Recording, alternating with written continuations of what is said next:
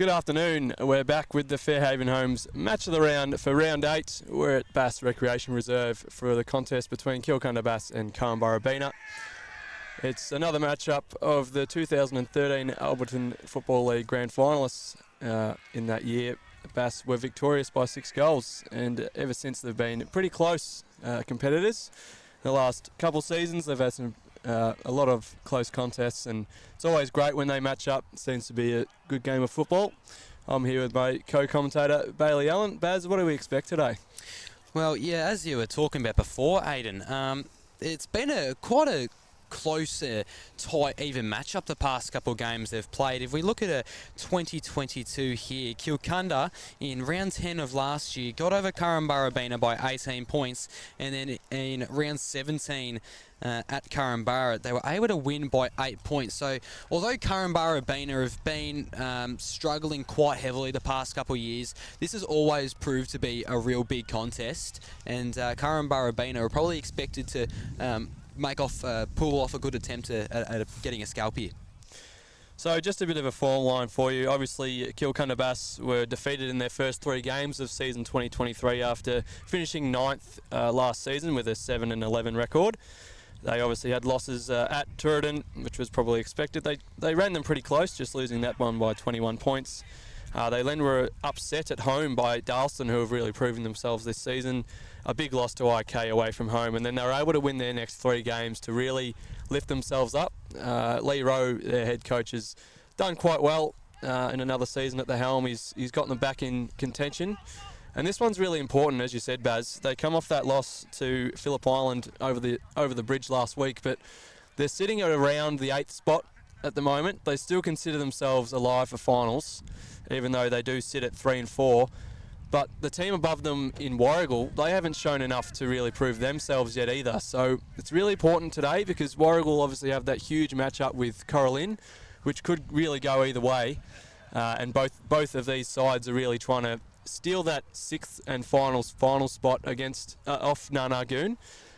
So if they're going to stay in contention for that, the Panthers really do have to win today. And on the side of Korumburra, they obviously had a great win to open their season. After finishing obviously 12th last season with just the 1 win, they opened their season with a win at Bunyip, and they've unfortunately lost their next 6 games. So they're just looking for a second win. They're obviously rebuilding, much like Garfield. They're not really expecting to push for finals or anything. They just want to play some good footy together and build what they've got at the moment. But for Bass, it's really a must-win game, Baz. Yeah, absolutely. And, just following on further with Bass, those 3 wins came against Kooyurup, Bunyip and Garfield. So they're all sides, I'd say Bunyip and Garfield are definitely in a rebuilding stage. And then Kooyurup, they're a bit of a weird side, aren't they, where they're kind of just stuck in no man's land at the moment. They're not really a young side of sorts, but when they're only winning games against the teams that are lower on the ladder, and they're not really contesting against any of the higher teams like your Phillip Islands, like your IKs, like your Dalstons and your Turidans, then you're exactly right with that assumption. Today is an absolute must-win if they're going to push for finals, and they've got a talented list. Jake Waitman, the skipper, he's quite good. Of course, Taylor Gibson, he's second in the goal kicking at the moment. So it's not like they lack talent or anything, but on the other end as well, Korumburra-Bena, who have lost 6 in a row by pretty big margins, other than the Garfield loss in round 5 by 24. They'll be looking to really pounce on this opportunity that is presented to them. So just on Gibson, obviously kicked 6 goals total in the 2 meetings last season. He's some sort of player. He's just got all the skill at centre half or at full forward. But interestingly, this season he missed a couple games at the start, and then, almost not really a coincidence, he came back for the Kooyurup game with a bag of 10, and they won the next 3 with him in the side. So I think you mentioned he kicked a couple last week over on the island, so I expect him to have a day out today. But it seems as though he's really a barometer for them, and whether or not they can really compete. But they've got a great engine room. Nathan Foote's been an awesome recruit for them coming across, and then they've also got, of course, Dale Gawley in the ruck, who was Team of the Year last year. So they've definitely got the stars and firepower to do it. But, over the years, they've sort of been victims of drop-in games like this, and it's really hurt them. Last year, We obviously noted that teams, like Bunyip upset them, and losses like that can really hurt you going into the back end of the year, especially in September. So, well, that Bunyip... It's on for Korumburra really today. That Bunyip loss last year as well, mind you, probably the best game of footy I've ever commentated. It was an absolute spectacle that afternoon in round 16. But they lost to Bunyip by 4 points that day, and although they were very close, Taylor Gibson missed the goal after the siren in that match. Yeah, absolutely right. They just cannot afford to lose games like these, and that loss to Bunyip last year was a great example. But even in the wins they got against the lower sides last year, they weren't necessarily smashing their opponents. As we mentioned, Korumburra, they were a pretty poor side last year. Only won by 18 points in the first game and 8 points in the second. Garfield, round 11 they only won by 7. Round 18 they only won by 16. So they're definitely susceptible to a loss today. In Korumburra, like I said, they're just going to make the most of their opportunities. And on the Giants side, obviously expect a decent game from the likes of Paul Fermanis, their first-year player head coach. He's been sensational since coming across to the Giants. And then their engine room as well, although it's young, it's very powerful. And they've been getting a lot of good footy out of the likes of Jay Walker and Joel Cuman in the middle, as we see lining up inside there alongside their ruckman James Dunn, who's just battles it out himself all day long. So we're nearly set to go here. Players are just walking to their positions. Pretty nice afternoon here at Bass, not too windy and the rain stayed away, so hopefully it stays that way for the 4 quarters today, as we're nearly set to go. The Panthers are just lacking a wingman, I think, on this side. Not sure what's happening there. So we'll start the game with no wingman on our broadcast side. Interesting tactic. But either way, it'll be Gawley and Dunn to get us underway. So there's a siren. Ball goes up. It's won comfortably by Gawley. Tries to tap it in the way of foot. But Walker's spinning through. Does well. Gets rid of his defender. Nearly falls over but composes himself. He flicks off the handball to Besley. Gets it back. So the left boot of Walker can put him inside 50. Here's a lead and it's a good one from Alloway. And he goes quickly with the pointing kick, but Gawley's dropped back well. Very good footballer is Dale Gawley. Had a couple of really good seasons for the Panthers. The ball's in dispute here. It's picked up there by Tarkin Walker. Can't quite get it anywhere though. It's in dispute again. Here's Cuman spinning through. Did well. Missed with the handball though. Now it's with Dixon and he's caught. That's got to be holding the ball. And it will be. The umpire says he threw it. Great tackle from foot. He moves it on immediately. Here's Benson. He puts the Panthers in 550 and there he is. Taylor Gibson will get his first shot on goal. He's about 45 metres out, but he can roost him. I won't put this past him, Baz. And Taylor Gibson, he is the most dangerous man in the competition. If I'm Christian Seal, I'm really disappointed there that I gave Taylor Gibson that much space. 4 games, 26 goals already. Just allowing him that much room is unacceptable this early on. He'll be licking his lips because he's got a lot of chasing to do of Nathan Gardner from Coralline, who's in first. He bagged 12 last week. But here he is. He'll kick from about 50 metres, slide angle, kicks on the way. It's a massive one. Has he got the Panthers underway? He has. Taylor Gibson draws first blood. And what a play from the Panthers, set up from the tackle from Nathan Foote. Moving it on quickly. Great run from Kai Benson. And his kick was just as good. Taylor Gibson gets the Panthers underway. They lead it 1 straight kick, 6 to no score to Korumburra. So a good effort from the young Giants to get it out of the middle there. But Gawley, and really it's just the experience of Gawley and Foote there that really set up the Panthers. So Panthers strike first. Taylor Gibson, goal number 27 on the year. It's unlikely anyone's going to catch Nathan Gardner only halfway or not even halfway through the year, and he's got 46 goals, and without a doubt he'll kick a couple today. But all eyes here at Bass. So Gawley hits it out of the ruck and goes to the other side of the wing opposite of the broadcast side, and then the ball's just congested there a little. It's going to actually be a free kick to Waitman, who's going to play on instantly, runs through the middle, he's given a little push as well, kicked up forward. Gibson was flying, but instead another forward marks. I'm just trying to see his number there. It's Dean McRae. Dean McRae, number 8, and he's a new Killy Bass player this year, coming from All-Wonthaggi, and this would be an extremely strong start for the Panthers, Aiden. So Dino played a lot of Gippsland power footy. He was a very talented junior, playing most of his juniors at Wonthaggi. Interestingly, was a defender, but he's been thrown forward this season. Comes in for the second on the day. Great kick, Dean McRae. We've got 2 quick ones, Baz. Yeah, certainly, and they're working their cleanliness through the midfield to start this one off for Kilcunda has just been exquisite. You saw Jake Waitman there playing straight on from the free kick, and the kick through the middle of the ground was just perfect. So if they're going to be playing this level of footy all day, then Korumburra are certainly up for a tough task.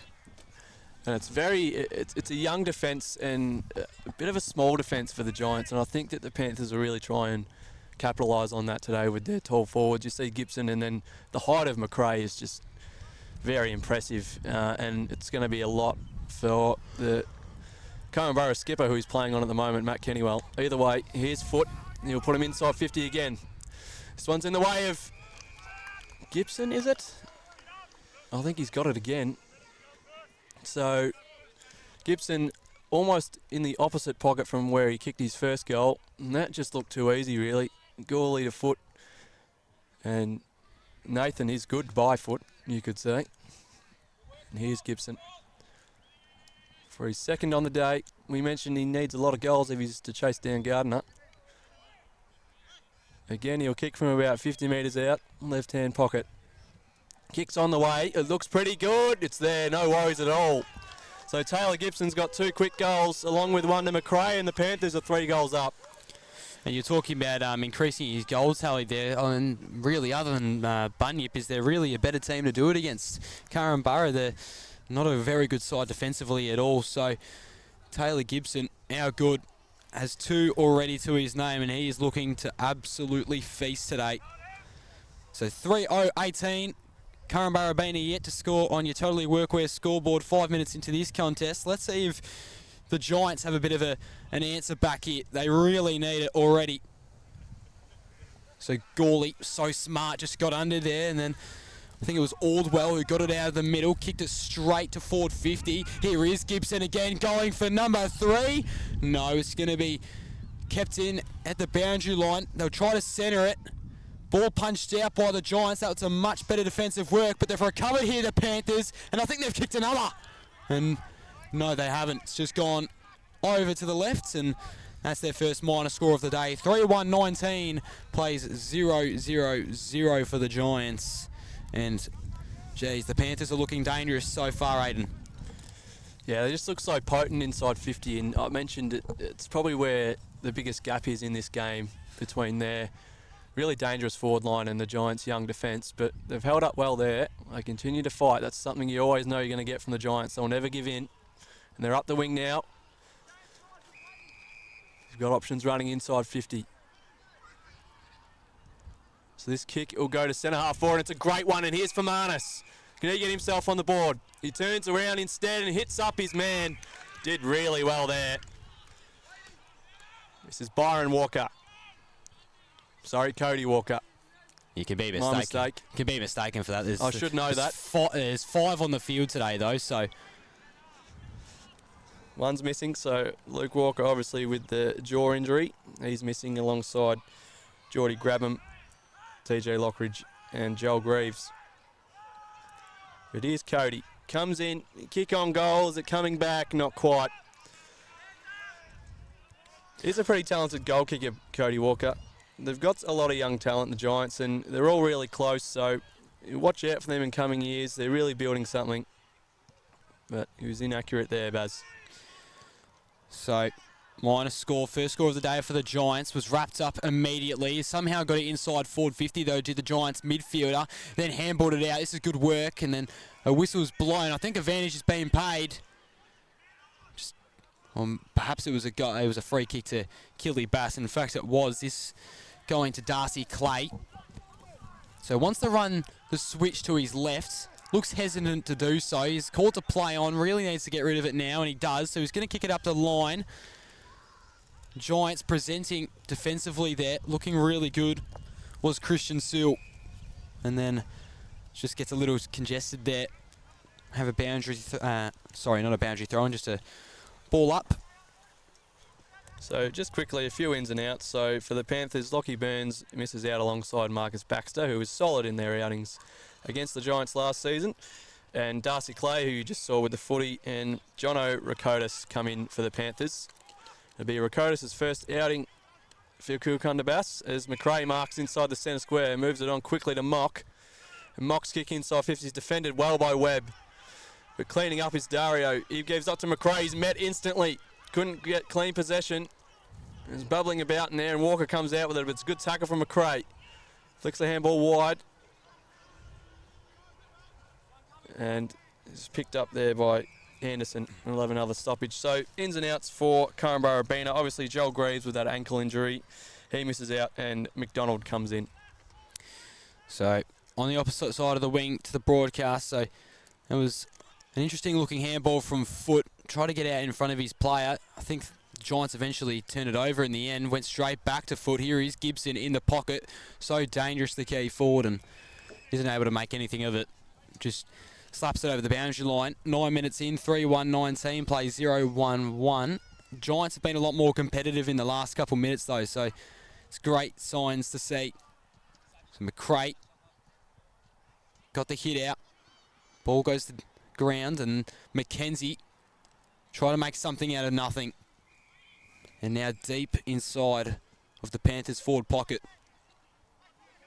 on this overcast Saturday afternoon. No rain coming through on the forecast though, so should have some somewhat clean footy. McRae, another hit out one. Ball just bubbling around in there. Mackenzie thought he was out there for a second, was about to go for a snapper, but a free kick was paid. And I think that's going to go back to Dean McRae as well, so he can now go for his second. You might spoil Gibson's day today, Baz. Yeah, he's probably been best on ground in these first 10 minutes. He's won himself a couple hit-outs, has made some good leads, kicked a goal. Really liked his performance to start off this one. He's got all the tools, Dino. So here is McRae.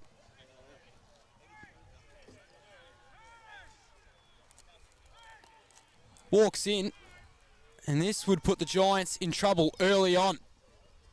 That is not a bad kick at all. Certainly had a lot on it, but judging by the crowd reaction, I didn't think that went through, but umpire says otherwise, and that is the fourth major for the Panthers. Hayden. So Dino put his arm straight up there. He knew it went through, but the goal umpire made him and everyone here wait quite a long time then to put the both arms up. But nevertheless, it's a goal, and the Panthers fourth on the afternoon. They just look so dangerous when they have the ball inside their forward half. It's going to be a lot for the Giants to contend with, but I don't doubt they can. Every week's a bit of a learning curve for them. They're building, they've got a very young side, so they're just looking to compete. Back in the middle, Fermanis wins this one easily out of the ruck, and then puts them inside 50 this way, and Macri can't take the mark. Probably could have gone out in the hands then. Didn't matter though, Mox picked it up, he's put it back on the head of Fermanis, but he's pressured by defenders on either side, picks up the ground ball anyway though. And they're inside 50 now. Here is Jay Walker. So they worked that quite well. Mock probably had a little bit more time to steady and just dump the kick out like he did, but either way, the Giants turned it over. Paul Fermanis though, what a leader. He is just such a contested base, and really another inside 50 and scoring opportunity for the Giants has been presented by Paul Fermanis, the coach. So here's Jay Walker, having another tremendous season in the Orange and Big G. Comes in from straight in front. I don't think the kicker will have the legs. Coats to the goal line. They're there. Have they kicked it through? Touch, says the goal umpire. They're celebrating. The umpires are deliberating here.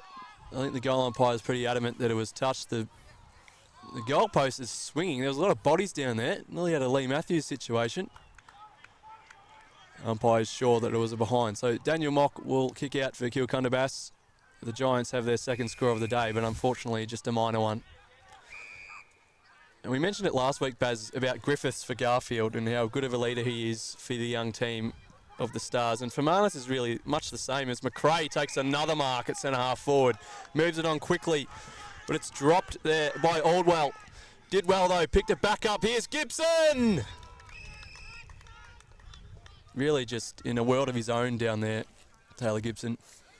That is such a hard skill to find as well. Players who can read the ball so well. He was well behind that marking contest there, but just to sweep through and time it beautifully and then take a clean, uncontested mark, that is just simply why he's one of the best players in this competition.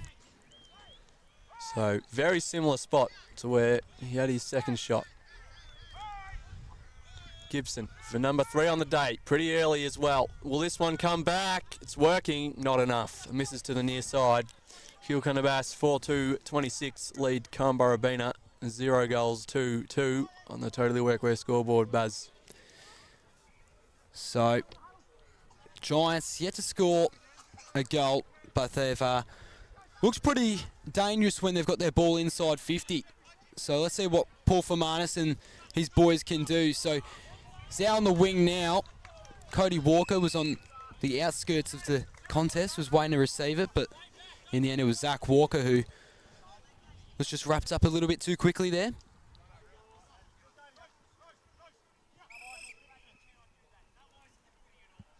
So they're going to give a free kick there to Gawley. They're going to say it was just a bit of infringement. And what a kick inside 50. Thought could have marked that there. Gone out to McKenzie. Just outside 50. He's got Gawley if he wants him on the run. Sidesteps one way. Goes the other. Jeez, he's got to get rid of his footy here. Got it off by hands in the end to Ben Eddy. And then back out to McKenzie, so they can try something similar here, almost in the exact same position he had it before. And wow, that was intercepted well. Reece Dixon. That is just a beautiful read of the football. And now he has an opportunity to kick it down the line, looking for Cody Walker. But once again, it's Cam McKenzie, who's had about 3 possessions in the last minute or so, playing real well. Gawley, the big ruckman, crumbs off the ground, kicks it inside, forward 50. Geez, I thought Gibson had a good piece of that, but no, just came off the hands. McRae still lurking.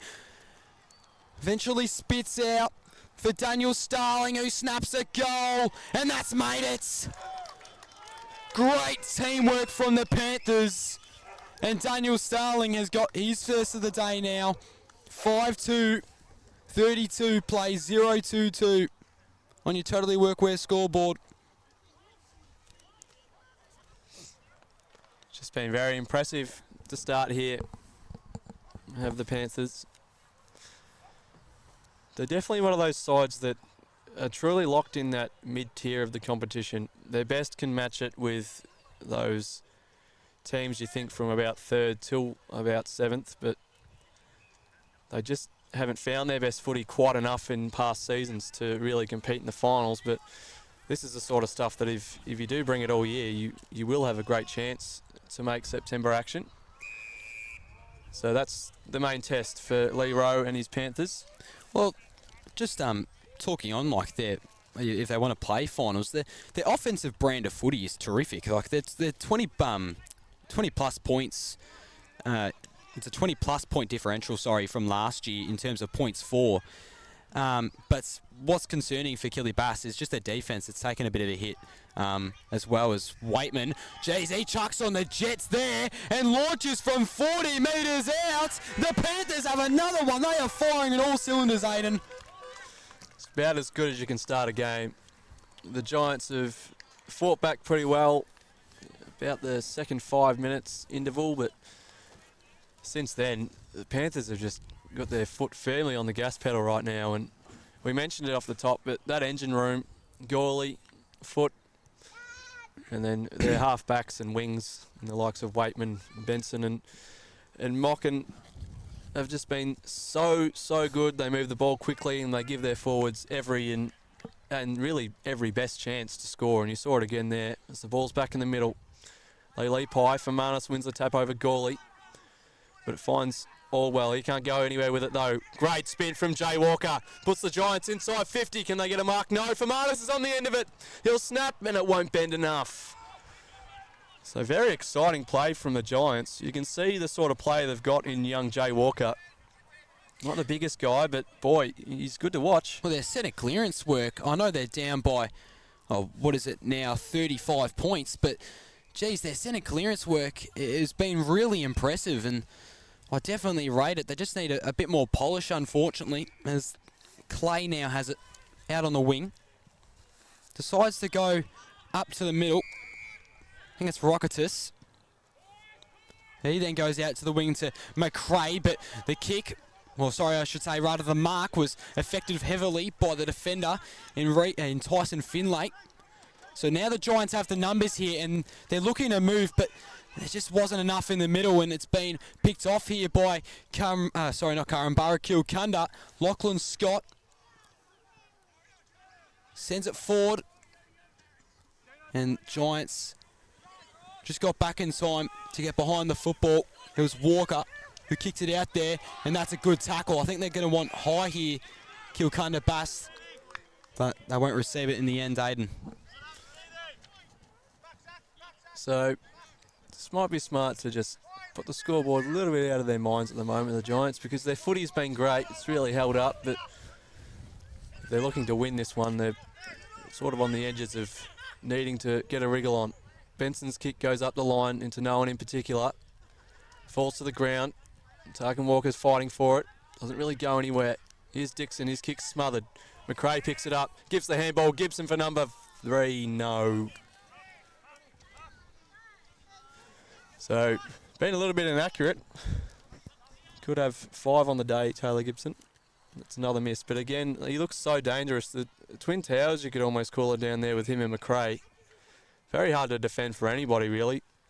I think that's their key. If they can get this sort of quick and precise ball movement happening all season long, they'll find themselves well within a lot of games because of the challenge it is to defend the heightened skill of McRae and Gibson down forward. So out of sight at the moment, they have a ball in. It's Dunn and Gawley this time. Gawley taps it back, tries to find McKenzie, can't find him. Walker tries to spin out of a tackle. He's caught holding the ball. They play on quickly again. Here's Gawley to foot. Inside 50. Who's he looking for? Who do you reckon? Gibson! Over the top. What a grab. That was spectacular, but we're not really surprised. League of his own today. Just comes out so hard, and if you are to stand in the way, good luck to you. Can I just draw attention, though? How good was the kick inside 50 from Nathan Foote? It does not get more accurate than that. So almost an identical spot to where he kicked his first. We've got a whistle as he was walking in. I'm not sure if I've ever saw that before. And now we've got a bit of a conversation happening in the middle. Umpire says, Taylor, go back and walk in again and try again. I'm really confused by what's happened here. Very interesting stuff there. Fermanis pleading his case. Either way, Gibson will come in. This time for goal number 3. In the first quarter, kick from 50 metres out. On the way, drifting. Drifting too much. So now maybe things can get sorted. I'm not sure why he was stopped from his first shot there, but maybe a bit of mind games from the Giants that made him kick another behind. So 6-4-40 plays 0 goals 3 on the Totally Workwear scoreboard. Baz, any ideas? I was just wondering what really went wrong there with Gibson's kicks. Or he was pretty much directly in front, and he just there's effectively no wins down here today either. So not sure what that was all about, but there is Gibson again. Jeez, that would have been good if you could take the one-handed mark. Was unsuccessful at the end of the day, though. It's picked off by Clay, kicked inside 50, only to be intercepted by a Giants defender.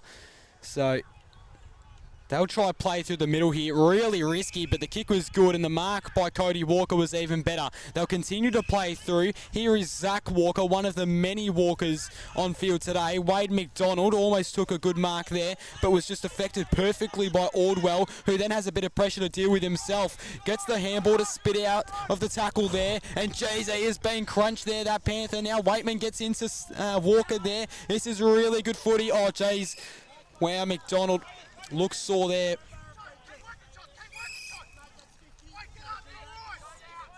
And McDonald's been given a 50-metre penalty here.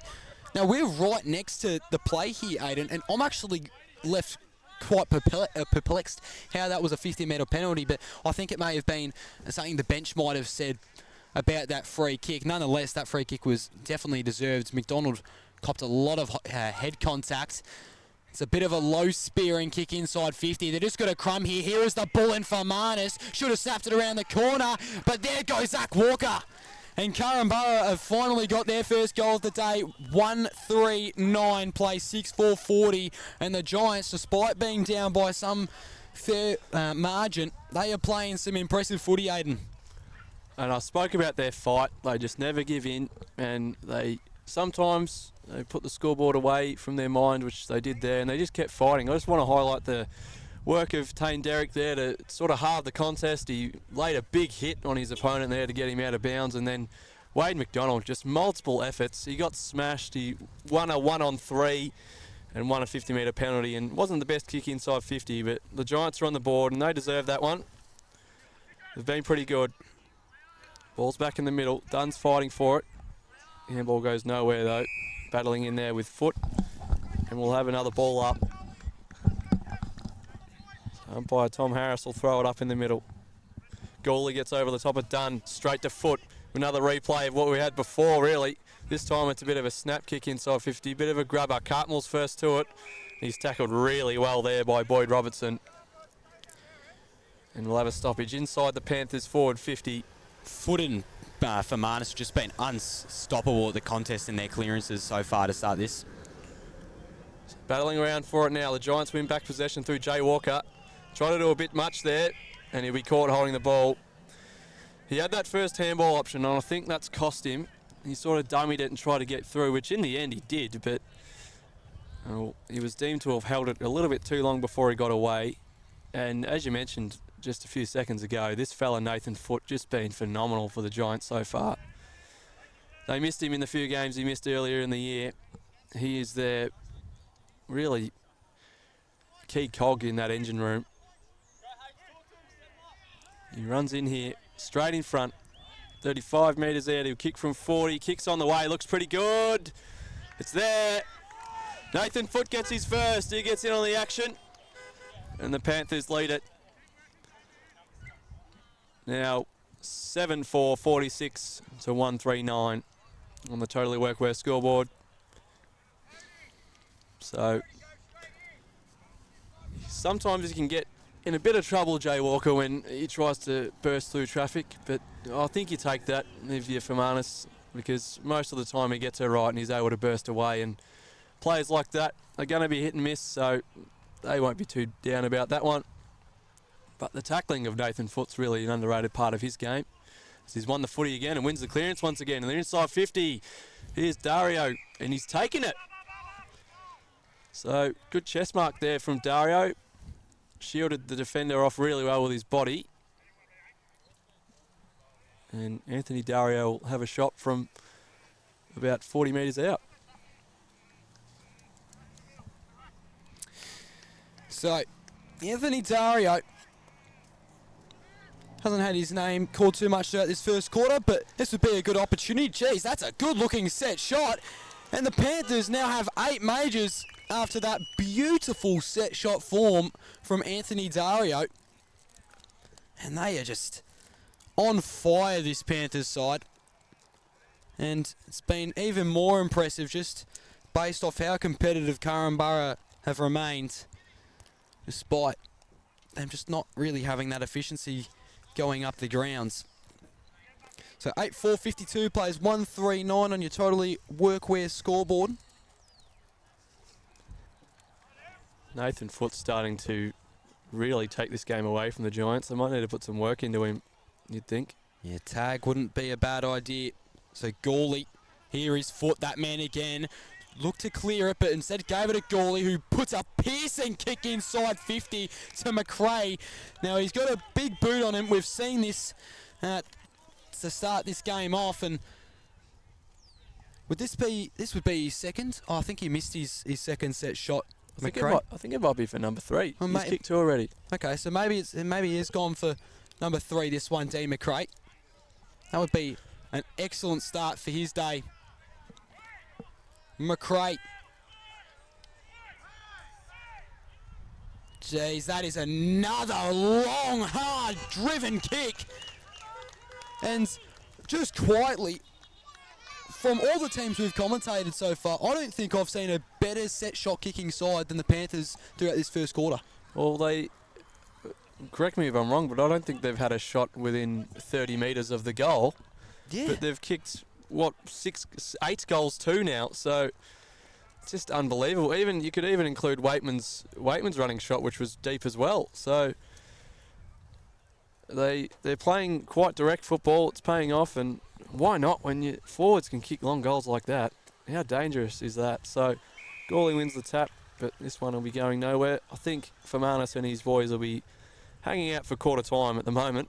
They've been really good. They've stayed in the fight, but it's the firepower of Killy Bass, have really got on top. We'll have one last chance here. Here's Zach Walker, their lone goal kicker. And there's the siren.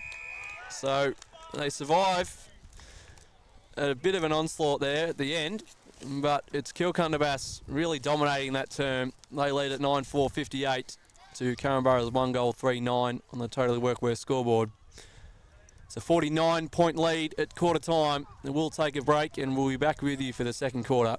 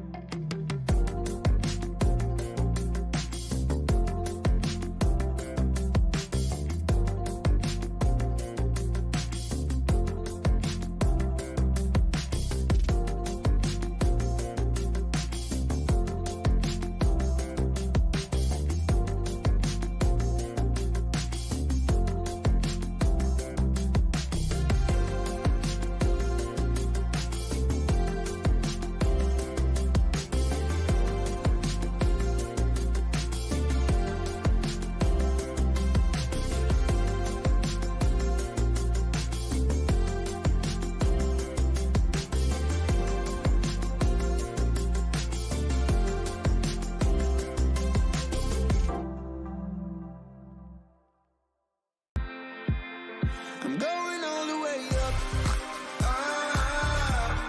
I'm going all the way up. I'm letting go in my heart of everything that holds me down. And it's feeling like I'm in the groove. I can feel the love. Oh yeah, it's all around me.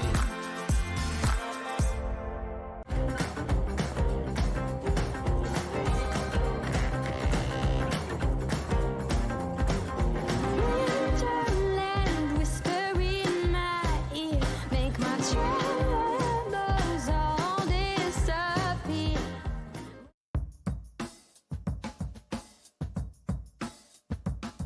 Hey, I'm Michael Vanderklooster, but everyone knows me as Vander. I own a company called Vander Surf, and I've been making boards for 23 years.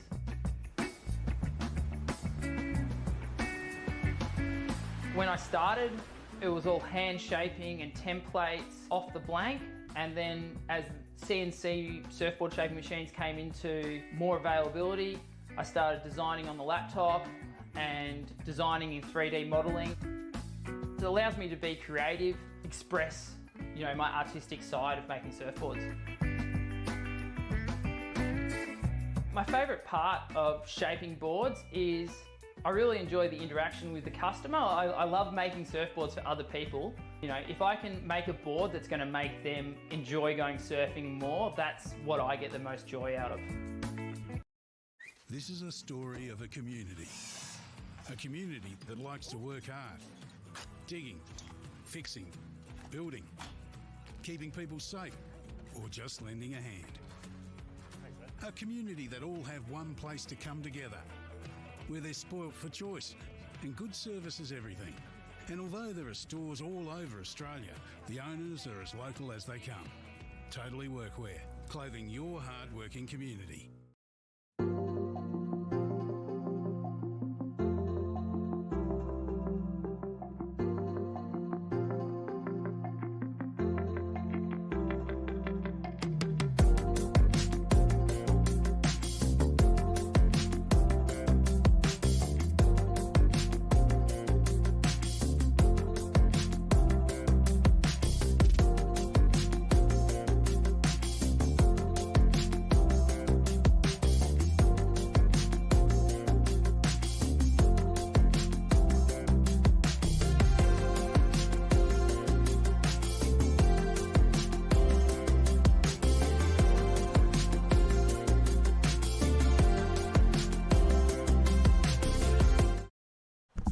So welcome back to the West Gippsland League Match of the Round stream presented to you by Fairhaven Homes.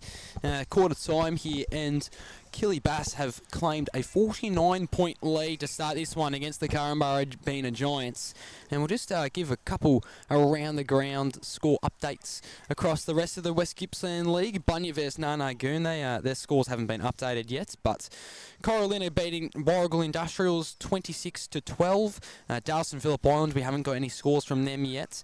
Tooradin Dalmore winning against Garfield 44-19. And then Inverloch Kongwaka dealing with Kooyurup pretty well, 38 plays 8 across the rest of the league there, but all eyes back to Bass here. And although they were competitive throughout that first quarter, especially through the likes of Jay Walker and Paul Fermanis, there's still probably a little bit that is left to be desired, Aidan.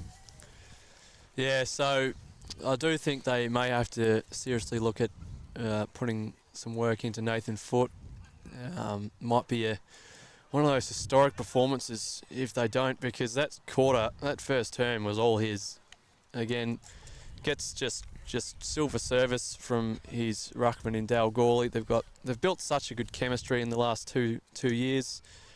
Obviously last year, really good together, and then we obviously know down in their forward line they've got a couple of big boys that can take the game away as well. So not counting the Giants out one bit, they'll keep giving everything they've got, but Foote, well, he's taking the game away for the Panthers. He's back in the middle for the second quarter.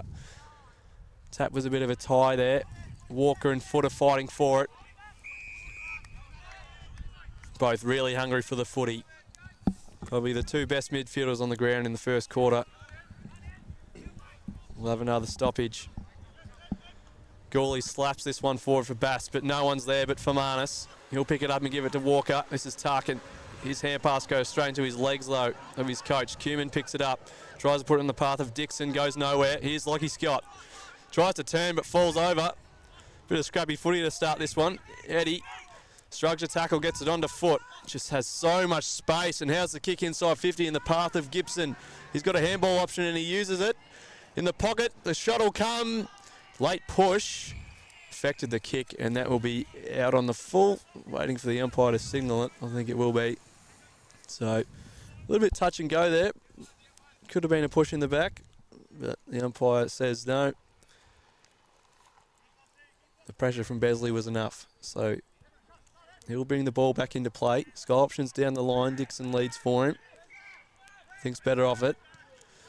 Kick goes up the line instead. Towards Alloway, can't take the mark. Gawley, great hands, gives it off to Foote, and he's got an option inside. It's Aldwell. His left foot boot finds Kai Benson. Just got over the top of the leaping Anderson. And Kai Benson will have a shot from 45.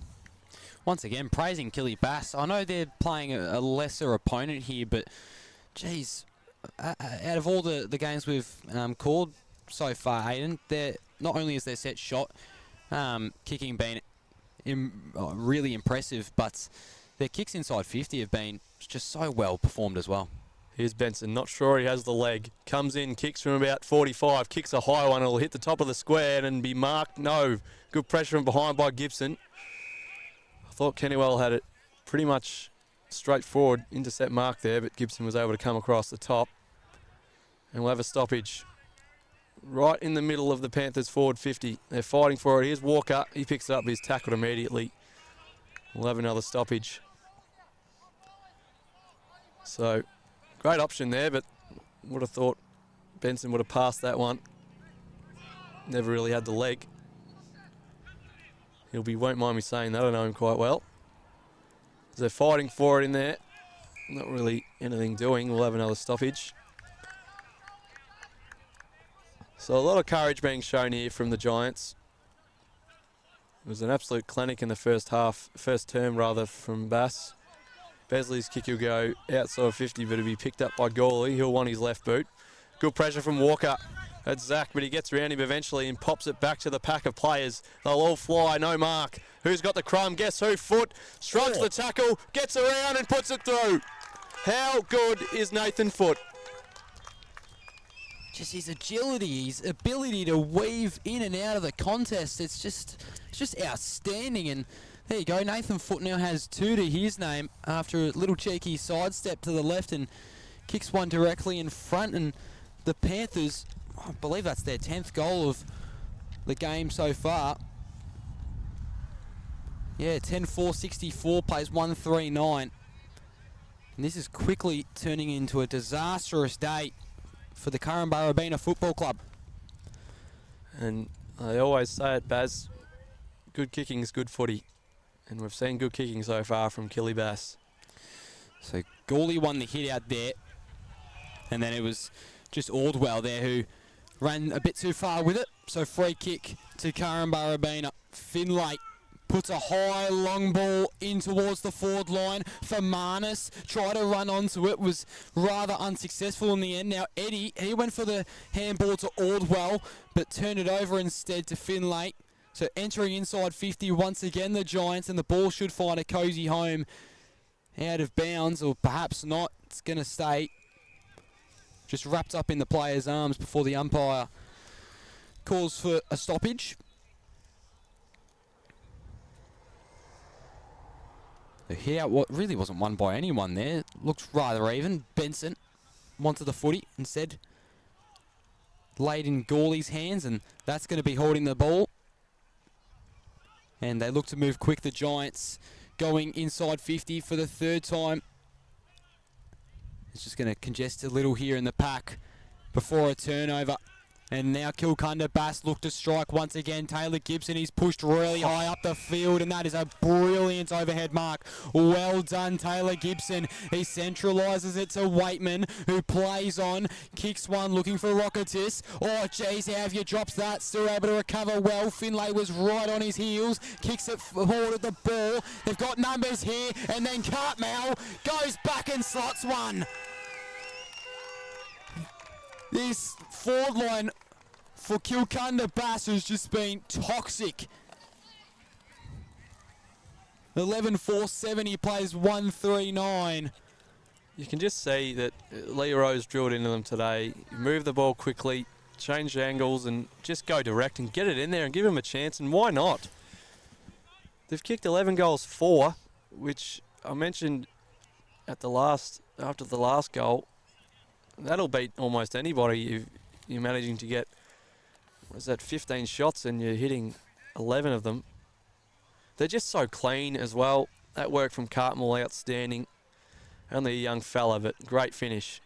So back in the middle, Orwell's chasing it. Now grabs it cleanly, puts them inside 50. Who's under this one? Gibson! Just proving too much for the young Giants defence at the moment. And he'll have another shot for his 3rd. Aldwell's been another guy for Kilcunda Bass I've been pretty impressed with. His work around the contest has been really good. He hasn't really gotten into the congestion, but he's always just remained on the outskirts and always a really good option to go to. So here's Taylor Gibson. This one very easy by the other standards he's kicked today. Comes in, puts it through. So, easy pickings there from the Kilcunda Bass spearhead. He joins McRae with 3. And that's their 12th. 12 goals, 476.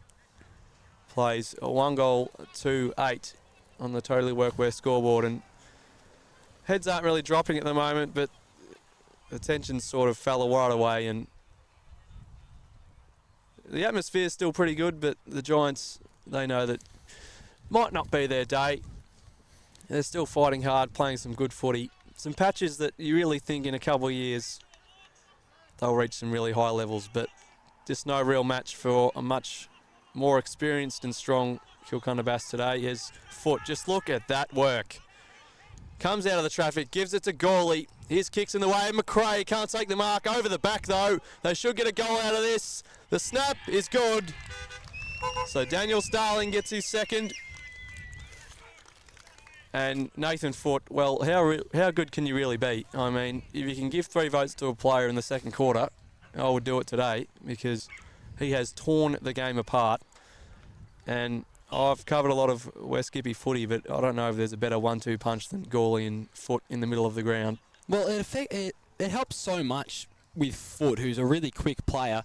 Gawley's ability to be mobile is just insane. It helps his side out so much. His versatility to just not be that brute strength hit out ruckman and be able to move around the ground with speed as well and get plenty of clearances. He's had an absolute day out with his good teammate in Nathan Foote. And here we are again. Mackenzie got it off to Ben Eddy, who tried to get off by hands. Jays thought he was ripped to possession there, but umpire calls play on. Here is Ben Eddy again in the centre circle, kicks it forward. Oh, Jays Mock nearly took a really good contested grab there for a sec. Ball's dropped, umpire calls play on. The Giants desperately wanted a free kick there, and then Mackenzie is on top. Oh, they're going to tear the ball out. I'm surprised the umpires let this play on here, and finally the play is called dead. I think Derek he dived on that one and he wasn't really making too much of an effort. Lucky he got it out there. He was about to call hauling the ball. So Gawley got it out to Mackenzie, who then in turn tried to handball it to, I think it was Dario. But the handball was just a little short, and a slinging sort of tackle as well. And now Finlay's getting into it with Gawley a little. Bit of push and shove there. And the free kick has been paid for, that sling tackle. So it's Cartmel again who can go for his second of the day. Second in this quarter, in fact. 9 minutes, nearly 10 minutes through this second term. So Cartmel was an under-18s interleague player in 2022. And he's just going to miss to the right. One of the very few mistakes in front of goal Kilcunda Bass have made all day, Aiden. Yeah, they've been pretty good, including that young fella, Cartmel. Really came into his own last year, stringing a few senior games together. And you mentioned that interleague nod. McRae intercepts the kick out from the Giants skipper. Puts them back inside 50 in the way of Gibson. Can't take the mark. Taps to the deck. Dario will finish the work. Really smart there from Gibson. He was one out, defended quite well from Besley, and he just tapped it in the path of Dario. That's another thing they do. They've really built their game really well around their tolls, and their small forwards are just crumbing it brilliantly. They know where to be, and they're just one-touch players, a lot of them really. Well, the perfect combination, they're small forwards for Kilbass. They're a perfect combination of goal-scoring small forwards, but they also apply that elite pressure as well that you need from your smaller players down there in the pockets. So, you know, just to make note of how quick they move the ball inside 50, I took a quick look down at my notes, and all of a sudden they've kicked another goal through Dario, and here's another centre clearance. Gibson, he's pushed well high up at the ground. Gawley fakes out his man and then kicks it inside 50, looking for McRae, but it was defended well there by the Giants. Now Benson, Gibson around the body is going to go nowhere near the two big sticks, out on the full. And Dixon now for the Giants.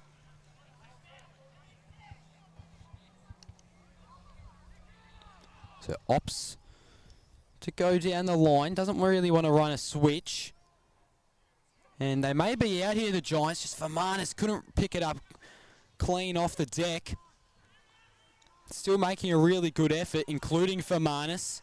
Made up for his own mistake. I think he's tried to switch it to the other side of the ground. Finlay absolutely smacked his opponents. And then Mackenzie, thought he was a bit close to the ball, eventually gets it, shrugs off one, and it goes with the one-handed kick. And bang. Don't know why I said one-handed kick. What else would it be? You meant to guide it down with the one hand, but nonetheless, Kilcunda Bass, again, they strike, this time through Cam Mackenzie. It was another great finish. He was under a lot of pressure. He was being sort of slung back in the tackle.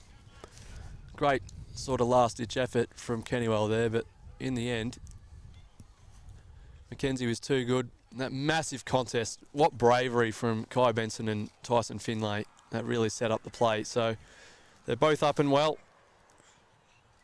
Great work from both players. Here's Foot and Walker fighting for it once again. Eddie gets rid of it, but it was a throw. Pretty clear there, and Finlay will win the free kick in the middle of the ground. He's got Walker working for him. Fakes through one. Gives the handball off in the way of Fox. Haven't called his name too much today. His handball will find the boundary line right in front of us here in our broadcast position as Fox is a bit shaken up. Might need a hold up here. You'd think he's in the way of this boundary throw-in. Umpire says don't worry about it. He'll be fine. Interesting call. Dunn and Gawley go at it right in front of him. And here's Eddie from outside 50. We'll look for an option and put it into space. Can he pick it up? Cartmell, no. Did well, the Giants skipper. Ball over the line. Fox still a bit shaken up. He's in the hands of the trainer. Oh, geez, that's a lot of blood. So I think he's caught one to the head here. He'll get helped off. As Gibson's found the footy, and now he's got it in the hands of Cartmell. So we're just watching Fox. My mistake. I didn't really see what happened there and how Gibson got the footy, but he did. And Leighton Cartmell. Snap around the body on the left foot. It's there. He's got another. So they're just so dangerous inside 50. I'm not really sure of a time that we've seen in recent history where, well, at least in this game, sorry, where the Panthers have gone inside 50 and not scored, at least behind. Which is a little bit of a worrying sign for the Giants, but Oh, I'd love to have champion or premier data on board just to see what their inside 50 forward efficiency is looking like. It'd be, I reckon, in the mid-90s. So 16-5, 101 plays, 139, 14 minutes through this second term. It has been a dominant display from this Panthers side. Gawley again was going to go for a run through the middle, but the umpire blew his whistle. So Zach Walker now for the Giants. Kicks it out towards the wing, and that's a good lead there. It's what you like to see there from Byron Walker, and the kick just was overcooked a little bit for Joel Koeman. And a boundary throw in, but a good sign from Curramborough. They haven't had it there, a lot of possession down this end of the ground for this quarter.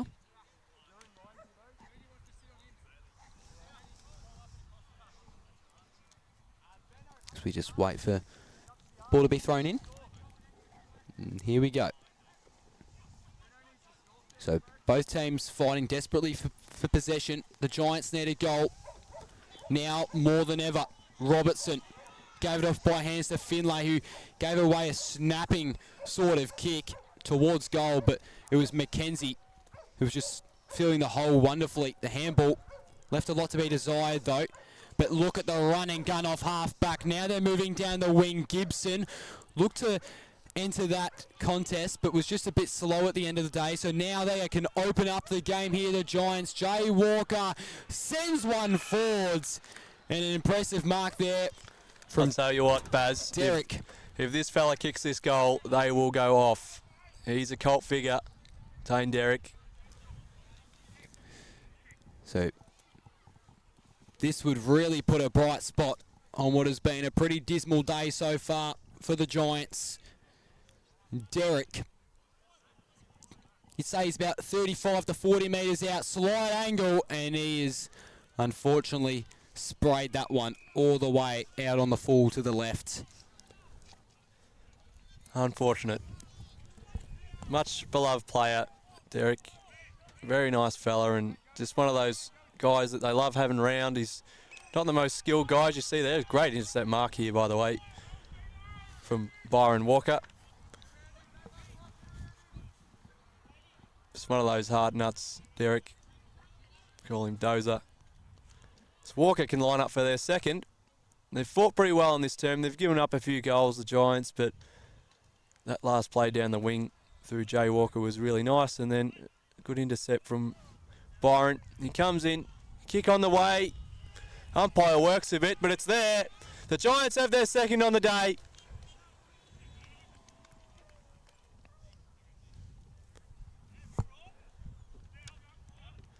(16-5) 101 plays.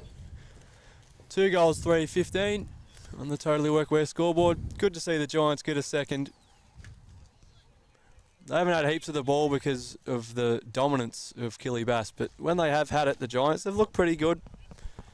You can see that Paul Fermanis in his first season at the helms really teaching them to play the right way. They play some good footy. So 86 points the difference. Kilkanda Bass winning after, well, still winning after that goal from the Giants, and just a little bomb placed up towards the goals. They've recovered well there, the Giants, as Koeman sends it inside forward 50 and just couldn't take the mark there, and then a cheeky, probably undeserved push there on Dale Crawford. But this is what they want here, the Giants. Repeat inside 50 entries and more scoring opportunities. Geez, that is a good boundary throw and well done.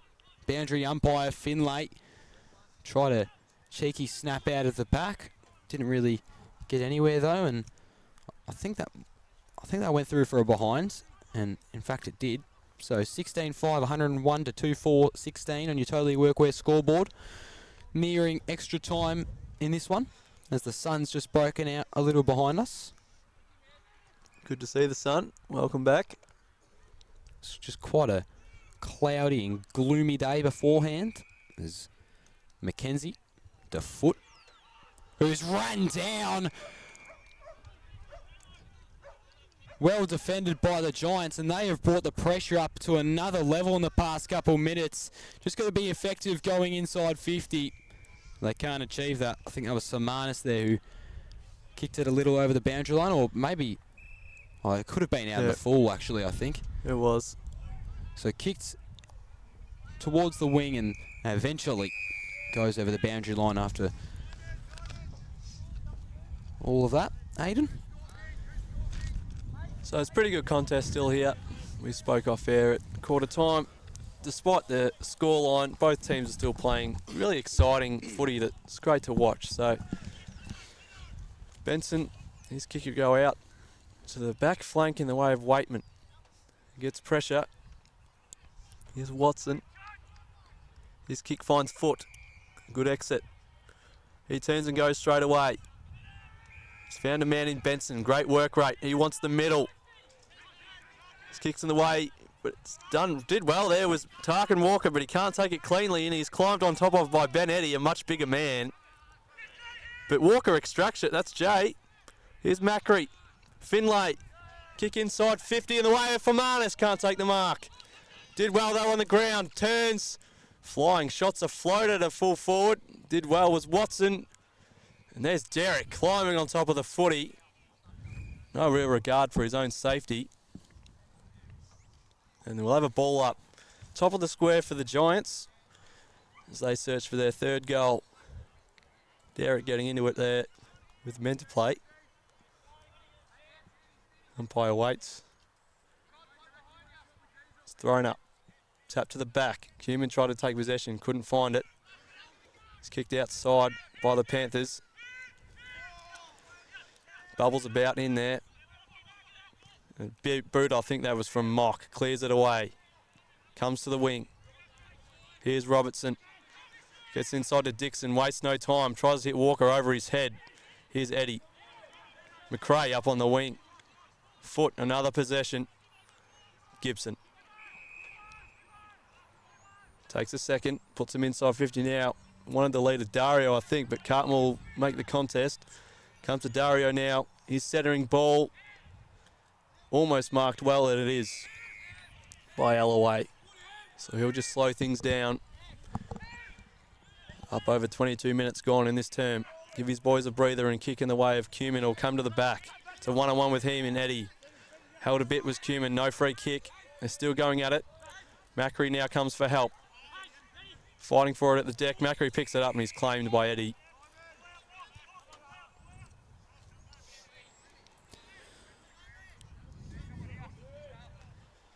So the ruckman, who looked pretty tired, Alloway and Gawley, fair enough too. Comes to Kennywell. Benson bursting through. It's a throw. Great pressure from the Giants and they take off with the advantage. Here's Jay Walker. He's kicked along, steering one to full forward. Doesn't find a chest. And the Panthers will clean it up. Oh, great smother from Finlay though. Picks it up, tries to get it to Walker. He says, Byron, snap on goal. No, misses to the outer side. So a good fight there from the Giants. You can see that that's one thing that they can bring is great tackling pressure, and they never stop putting their heads over it, which for a young side, Baz, and young bodies, something really promising for Coach Paul Fermanis. Well, yeah, geez, the past couple of minutes, Kilcunda Bass have really struggled to get it up forward further towards their end of the ground. So Karambora's ability to affect all of their disposals and really make it seem like they're lacking that bit of polish. It's great work as Gibson cuts inside, was looking for Mackenzie, but instead went to Cody Walker, and another turnover. Here is Jay Walker, the leading Fermanis, takes a good uncontested mark directly in front, and they can now go for number 3, the Giants. Looking much stronger in the last, I'd say about 7 minutes. And Fermanis, the coach who has kicked 463 plus goals across his career, can slot his first of the day.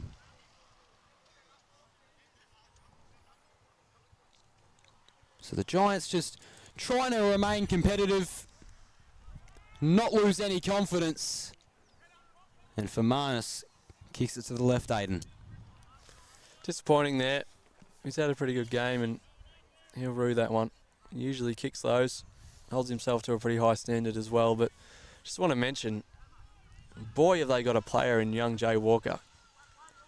Been outstanding. Probably been one of the few players on the ground who can hold his head high and say he's competed with Nathan Foote, who's definitely best on at the moment. Just gives them plenty. He's quick. He knows where to find the footy. He's strong in the contest. And then you see his ball use there, hitting up his player coach Fermanis. He's got all the makings of a very good player. The Giants are lucky to have him, and I'm sure he'll stay around for a number of years. As the kick goes to half forward for the Panthers, going back with it was Gibson, and he's been taken out. Comes off a bit groggy after that one. Pretty brave effort, but never really got a touch of it. As the Giants win back possession. This is Sewell. The ball, Karen's out of bounds, out of side. As the sun's just left us, unfortunately, we've just got a bit cold again. It's classic Gippsland weather. Gotta love it. It's thrown back in. Gawley just takes possession, tries to get out of there, and he's tackled it really well there. Well, his Giants opponent. It's Walker. Gets it across to his teammate, but the kick's cut off. Bass win it back. They go inside 50. Who's there? Gibson! You'd think he'd have a shot here. He doesn't really have any options leading for him anyway. They all know it's well within his capabilities.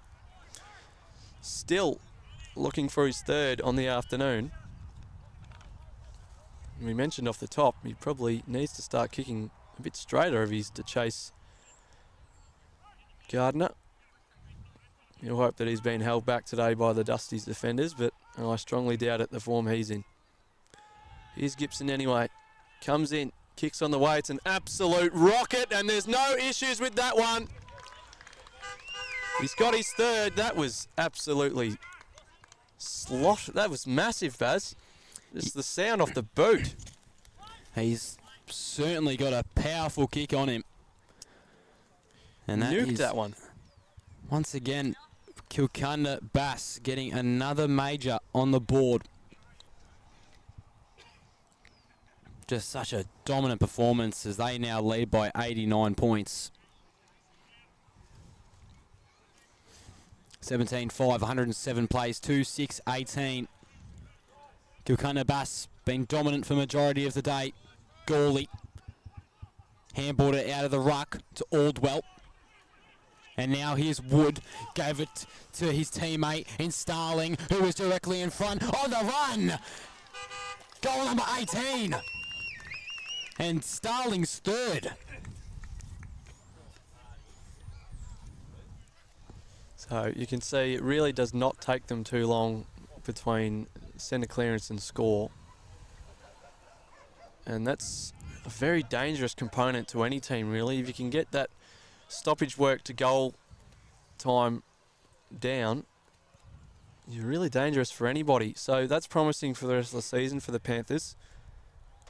Obviously today they haven't come up against too much competition, but if they're able to win stoppages against the teams at the top, it'll see them on the way to competing. Here's Mackenzie again at the bottom of that one. Benson tries to help him extract it, but it's going nowhere. So it'll be thrown up again. Dunn and Gawley. Benson extracts it, but he's tackled, holding the ball. Jay Walker never stops giving. And he'll get a rest because that's half time here at Bass. They really opened it up that time. They turned that 49-point lead into a 95-point lead, if you don't mind. Just some absolutely clinical ball movement, and they've just been so potent inside 50. But the Giants got another as well. The scoreboard reads 8-5, 113 to 2-6-18 at half time on the Totally Workwear scoreboard. Stay with us for the second half. It's a pretty entertaining contest despite the scoreline. We'll take a break and be back with you shortly.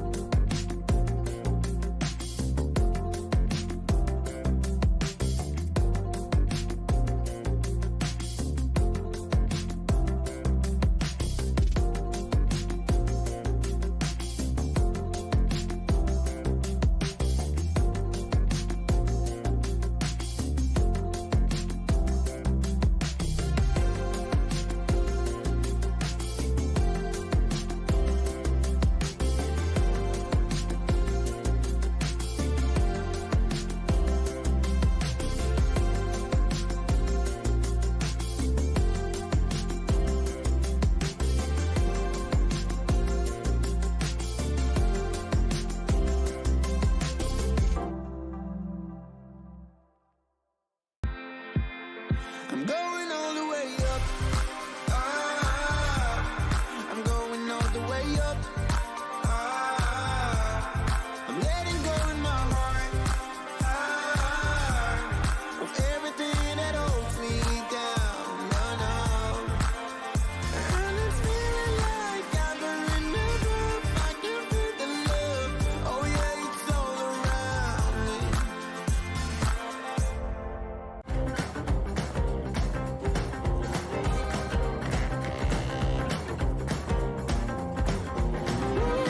Winterland whisper in my ear, make my troubles all disappear.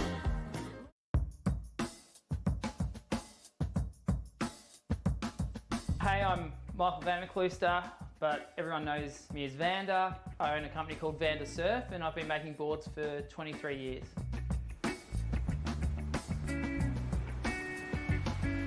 When I started, it was all hand shaping and templates off the blank, and then as CNC surfboard shaping machines came into more availability, I started designing on the laptop and designing in 3D modeling. It allows me to be creative, express my artistic side of making surfboards.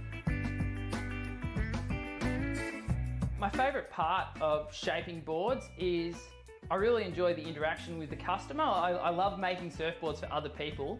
If I can make a board that's going to make them enjoy going surfing more, that's what I get the most joy out of. This is a story of a community that likes to work hard, digging, fixing, building, keeping people safe, or just lending a hand. A community that all have one place to come together, where they're spoilt for choice and good service is everything. And although there are stores all over Australia, the owners are as local as they come. Totally Workwear, clothing your hard-working community.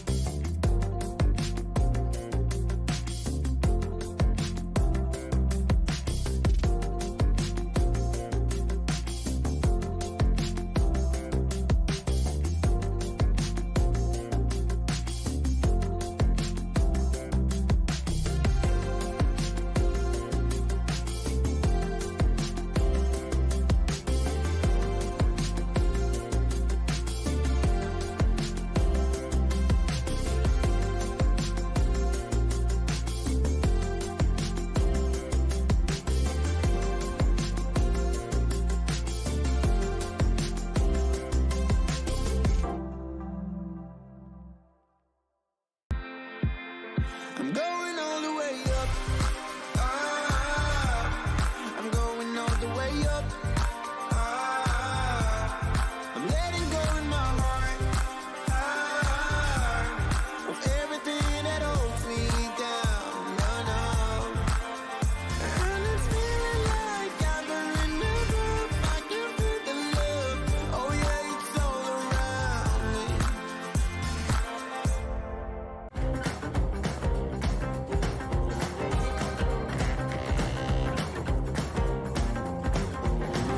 Winterland whisper in my ear, make my troubles all disappear.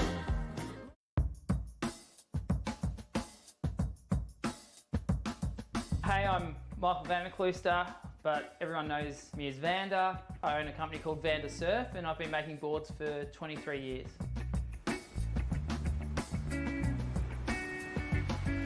When I started, it was all hand shaping and templates off the blank, and then as CNC surfboard shaping machines came into more availability, I started designing on the laptop and designing in 3D modeling. It allows me to be creative, express, my artistic side of making surfboards. My favourite part of shaping boards is I really enjoy the interaction with the customer. I love making surfboards for other people. If I can make a board that's going to make them enjoy going surfing more, that's what I get the most joy out of. This is a story of a community that likes to work hard, digging, fixing, building, keeping people safe, or just lending a hand. A community that all have one place to come together, where they're spoilt for choice and good service is everything. And although there are stores all over Australia, the owners are as local as they come. Totally Workwear, clothing your hard-working community.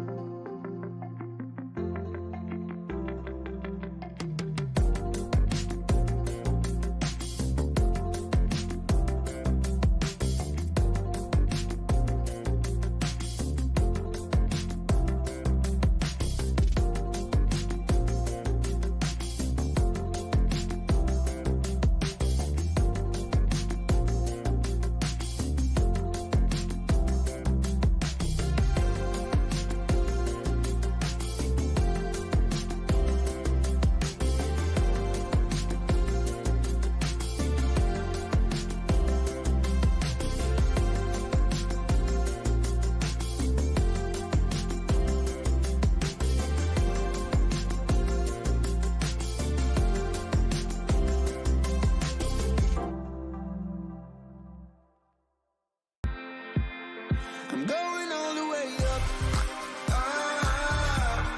I'm going all the way up. I'm letting go in my heart of everything that holds me down. No, no. And it's feeling like I'm in the groove. I can feel the love. Oh yeah, it's all around me.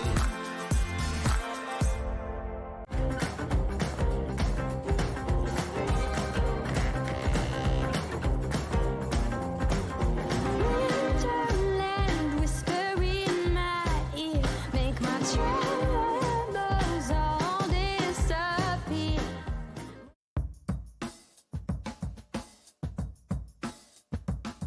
Hey, I'm Michael Vanderklooster, but everyone knows me as Vander. I own a company called Vander Surf, and I've been making boards for 23 years.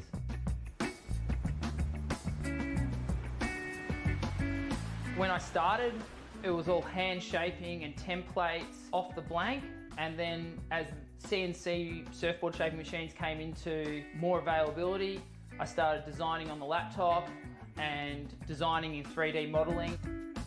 It allows me to be creative, express, my artistic side of making surfboards. My favourite part of shaping boards is I really enjoy the interaction with the customer. I love making surfboards for other people. If I can make a board that's going to make them enjoy going surfing more, that's what I get the most joy out of.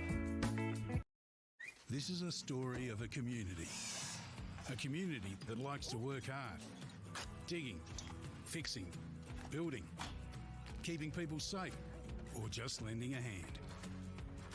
A community that all have one place to come together, where they're spoilt for choice and good service is everything. And although there are stores all over Australia, the owners are as local as they come. Totally Workwear, clothing your hard-working community.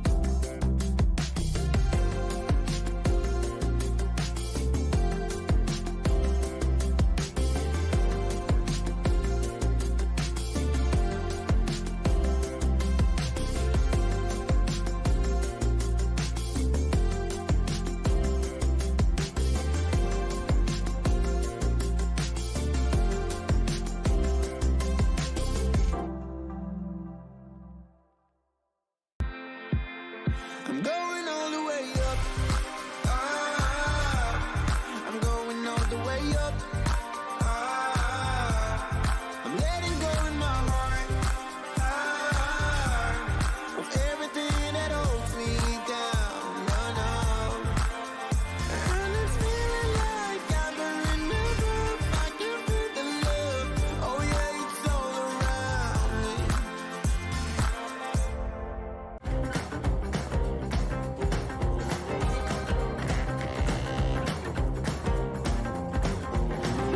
Winterland whisper in my ear, make my troubles all disappear.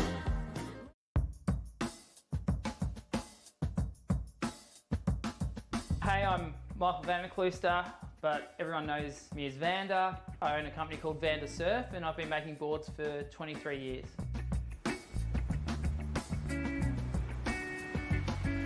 When I started, it was all hand shaping and templates off the blank, and then as CNC surfboard shaping machines came into more availability, I started designing on the laptop and designing in 3D modeling. It allows me to be creative, express, my artistic side of making surfboards. My favourite part of shaping boards is I really enjoy the interaction with the customer. I love making surfboards for other people. You know, if I can make a board that's going to make them enjoy going surfing more, that's what I get the most joy out of. This is a story of a community that likes to work hard, digging, fixing, building, keeping people safe, or just lending a hand. A community that all have one place to come together, where they're spoilt for choice and good service is everything. And although there are stores all over Australia, the owners are as local as they come. Totally Workwear, clothing your hard-working community.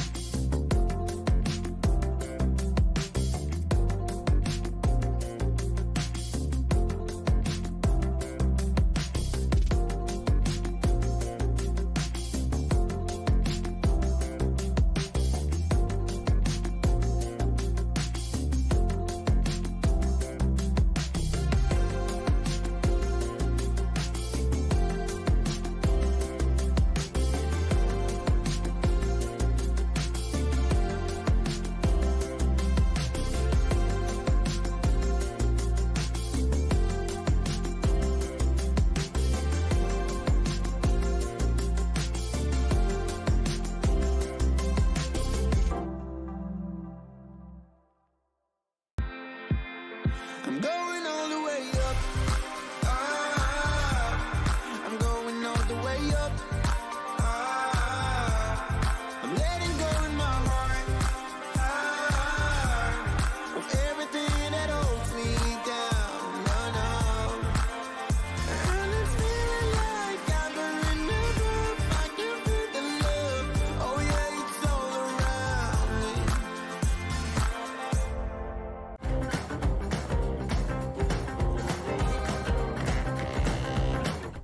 And welcome back to Bass for the Fairhaven Homes match of the round between the Panthers and the Giants. And it's been an absolute onslaught from the home side in really what is a must-win game for them if they are to make that charge towards finals that they missed out on last season. The Giants, well, we know they're a rebuilding side, but they played some pretty tough footy. They hang in the contest, as they always do, for 4 quarters. And they don't stop giving. They were pretty brave. A couple of their plays towards the end of the second term were quite great, actually, very impressive, and they were able to get themselves on the board. They've been a touch inaccurate, kicking 2 goals 6, but really, and they were pretty good despite the real onslaught from the home side in a game that they really needed to win because they're sitting, as we mentioned off air, at 3 and 4. So this win, if they are to complete it, will even the ledger at 4-4 in a really important part of the season as we come up to the halfway point. And the team's almost ready to go in the second half. And as we mentioned, it's Kilcunderbass leading by 95 points. Quite a large half-time margin, but they deserve it really. They've kicked straight, 18 goals 5, 118. They've really impressed us, and their skills really around the ground have really shown out as to why they should be considered for that final spot in September. Obviously a long season yet to complete, but that engine room of Gawley and Foote really dominated that first term. They've got contributors all across the ground. Mackenzie was great in the second quarter alongside Benson, and McRae and Gibson have been tremendous up forward alongside their smalls. As for Currumborough, Jay Walker, he's been outstanding in the middle. He never stops running. Their first year head coach Paul Fermanis was pretty good as well, and their defence led by the captain Matt Kennywell holding up all right despite the margin. And Byron Walker was pretty good up forward as well. As we're nearly set to go here, waiting for a few people to just trot off the ground.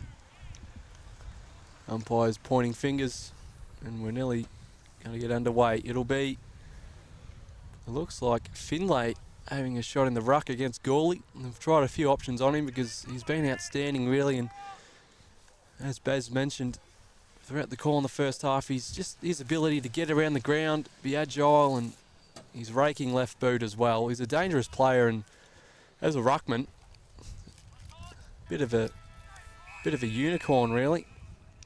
Don't see it too often, but we're underway in the second half. Gawley gets up and grabs it, and just as I mentioned, how many ruckmen do you see do that? Grab the ball, spun around and put him inside 50. But it'll be the Giants first to it through Dixon. Did well. Kick isn't great though. Should be mopped up by Waitman. He runs over it. And a good effort there from Webb gets the Giants back up the wing. They're fighting for it once again. Just see the intent of the Giants to come out here. They've been really good, throwing bodies around. As they are still doing. Dario's handball goes up the line. Can't find a target though. Fox picks it up. It's bubbling about in there. Here's Dixon once again, doing really well to start this term. But the ball bubbles back inside 50. Who's first to it? Kennywell did well. His snap finds the chest of Fermanus. And they held up beautifully there, the Giants. So the coach goes wide. And he'll get it back here. Kick's just in front of him though, and he'll fall out of bounds. So he's a big unit. He's Paul Fermanus. And his work throughout the contest today has really been admirable. And one of the many factors that makes me believe Korumburra haven't had a terrible performance today is Foots clears it out of the contest, sends one inside 50. Geez, McRae nearly had an excellent piece of that, but then gave it off by hands. And Korumburra have the first goal of the third term. That one was Dario for his third, I believe that was. Yep, 3 for Dario, and the Panthers draw first blood in the second half, as they did in the first. Just that direction, they don't waste no time when they win back the football. And Nathan Foote, there's not much more we can really say about him. Our compliments are exhausted. His first few steps, he just gets going. You can't catch him, as we mentioned. He's so quick and his skills just absolutely phenomenal. Great contest down there from Benson, and then the finish from Dario.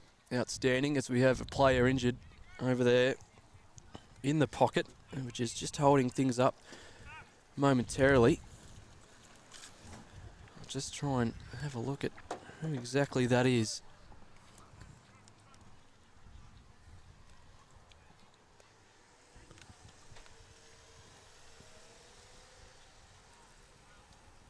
I think it's Blake Webb. It is. So he was involved in that contest in the pocket. So sort of came into senior footy last year, Blake Webb, when the Giants were obviously struggling with a lot of injuries and they weren't travelling too crash hot. He came in and he's developed really well as a defender, often getting the big jobs. Played a bit on Nathan Gardner a few weeks ago in Korumburra. Never shies away from a contest. And it's disappointing to see he's unfortunately a bit groggy here. He's coming off the ground. Play will continue, but yeah, Blake Webb's tremendous guy. Awesome, been awesome really for them. He's undersized, but it doesn't worry him. He always accepts the job that Fermanus gives him. And he's been playing on a lot of bigger bodies this season, but he's been holding up. He'll hold his head high on his season so far, and let's hope that this isn't too much of a serious injury. And whilst Webb just comes off here, the goal scored by Dario, I mentioned it was Korumburra. My mistake there, got the two K teams mixed up. Kilcunda Bass, of course, scored their 19th goal. 19-5, 119, plays 2-6-18. So we'll be back in the middle, and Finlay will once again go against Gawley. It's an interesting tactic here. Fermanus has put himself in the middle alongside Zach Walker and Jay Walker, and Gawley wins the tap easily, but it's down the chest of Zach Walker, and he gets him inside 50 to the knees of Alleyway though. Comes in and grabs it once again though, Zach Walker. Great fight. Here's Eddie. His hands were slick though, and now Bass connects it through Foot. Always trust him to give it off, and James Dunn has collected him well off the ball there. Not sure that's really how you're going to stop Nathan Foote. He's won the free kick and now he's got Mock in the middle. Mock can run. Gets late pressure from Cumin. Puts him inside 50. Benson drops the chest mark. Don't see that often. But Goley, good enough to get away. Gives it to Waitman, who need a kick quickly. Gives the handball over to Benson. Did well. Step to defender. Kick on the way. He gets a late hit. Full forward. And it's tapped through from Sewell. So the Giants throwing bodies around in the last few minutes. Not sure that hit from Dunn was what you really want to see. But didn't really shake foot up too much. He's still got the kick away, and I'd say he's still going at 100% kicking efficiency. Despite that late hit from Fermanis we just saw here as well, I think it may have been unintentional. Fermanis was pretty quick to go up to Nathan Foote after it and apologise to him, as Caranbara now moving forward with purpose. Kicks it high and long up towards the forward 50. Fermanis could have probably crumbed there. Sorry, it was actually Evan Alloway, and that's going to be high contact. The umpire's going to pay it. And bit of afters going on here. Geez, they're getting into each other, and tensions are starting to just rise up a little bit more. And should be Cody Anderson with that free kick. In fact, it is. So what happened there was you obviously got caught high, and the Bass defender didn't really like it, so he decided to give him one as Anderson kicks the goal and they get around him. And Anderson was just sort of sticking up for himself there, Baz, but they all get around him. It's great to see they're still in this, and really the mindset of the Giants is very commendable. Like, people wouldn't really blame them if they were to put their heads down and not really celebrate their goals, but you could see every single player on the ground made sure they celebrated that moment for Cody Anderson, and that's something as well that you see in a young side that you really love. It's a real big positive for them. They don't get flat and they just keep going and celebrate the good things. You really got to do that with the newer members as well. Cody Anderson, he's in his first season with Caranbara. He came all the way down from Darwin. So just small things that count when you're a rebuilding football club, and they're showing plenty of promise, the Giants. Gawley, Foote, McKenzie cleared it out. Just looking for anyone. Eventually got to Rocketis, who dished it off by hand across the 50-metre arc, and then Eddie just crumbs it, goes for goal, and it was read well by the Giants defender, and the mark's going to be paid. Gibson, just one of a handful of times he has come off second best. Nick Beasley taking that mark. He's actually a primary school teacher down at Caranbara, so one of the older figures in this young side, and that's a really good overhead take by Alloway. And he wants to go through the guts a little, but maybe it wasn't the right decision. McKenzie gives a little bit of a don't argue to one. McRae off by hands. Probably should have backed himself in there. Was directly in front. Instead, the Giants have reclaimed possession. The ball just went straight onto his boot. I think he was hoping for Finlay. Instead went to his opponent in Gawley. Now Scott sends one forward up towards the goal. I think that's Dario, who turned around and found McRae. They're not going to pay the mark, though, so he's going to act quickly. Goes around the body, and McRae's missed. Jeez, I thought McRae I thought he marked that right on the chest there, Hayden. So there was a lot happening in that play. A couple of times where McRae, you'd expect him to be a little bit more composed, but that must not have been paid, as you mentioned. It looked pretty good to me. The ball goes back up to the half-back flank for the Caranbara Beta Giants. Derek straight in for it. Tries to get through a tackle, probably caught one high. Pleads to the umpire, but nothing doing.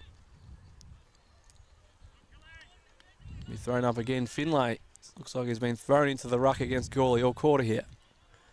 Wins the tap easily, does Gawley. Foot gets the bump, doesn't worry him. Left foot ball inside 50. Who's there?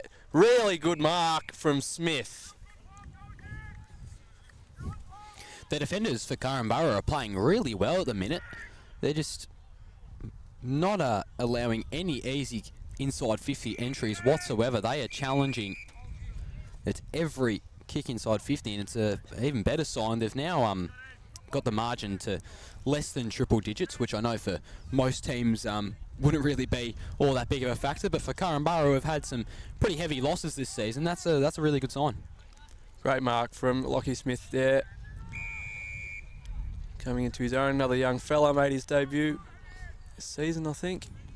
Maybe hasn't played too many games, so that's promising as well. The young guys are developing really quickly. Here's Cumin. His kick up the line in the way of Fermanis and Dunn. Dunn punches to the front. Here's Alloway, runs over the footy though. Fermanis will mop it up, give it to Finlay. On the left, trying to find any option inside 50, and there only is one, and it's Byron Walker. He's on a 1-on-2 here, and he's never really going to win that one. Here's Watson. Here's a long hand pass. Find his teammate there. Go up the line. Great late pressure from Anderson. And he mops up his spoil. Does well. Gets around a couple. Boundary umpire says you did so out of bounds. Tried a cheeky little Josh Dacos there against the Bombers in round 19 of last year, where he kept it in bounds and nominated himself for goal of the year. Wasn't as good as Sam Draper though, wasn't he? That's my bloke. I was wondering where you were going with that, Baz, and I should not have ever wondered, of course. Go the Dons. Had to be Bombers highlighters. Alloway did well, took it out of the ruck, but he skyballed it. Derrick's under this one. Can't take the mark. Still bubbling about for possession. Walker tries, but unsuccessfully, and the Panthers mop up. Here's Foot. Absolute leather magnet today, Nathan Foot, and they've got it up the wing. Here's the boot of McRae. It's long towards Gibson. Knocks over his defender. Did so illegally. Not happy with the call. I'm not sure what Gibson's complaining about there. He pushed his man right over. I think that's more so the certain goal that's gone begging for him there, and he should be a bit more angry at himself, because that's the right call that was made there from the umpire. Great mark out on the wing. This is Dixon. He'll play on. Kick's not great though. It's out in the way of Finlay. He'll turn, and his left boot will put him inside 50. Mock's under it. Late pressure from Macri. Wasn't quite ever really on the scene there, Jasper Macri. And Daniel Mock, who's been outstanding for the Panthers for many a year in defence. Excellent cricketer as well. Did well. Here's Waitman. Gets a few blocks. Kicks a floater up the line. Tarkin Walker was in good position, but he fell over. Here's Gibson way up the ground. Gives it to Mock. Running off really well. He goes short. McKenzie back to Mock. He'll get late pressure from Derrick. Knocks him to the floor. Kick inside 50 though. Scott will get it. Shrugs off the defender. Pretty good tackle in the end. He'll pick up his own footy because no one got to it in time. And he's tackled once again really well. Is that holding the ball? Yes. A bit more afters here. They all climb in on Lockie Scott. And I can't even really see the ball in there because there's a bit going on. Cumin's underneath it.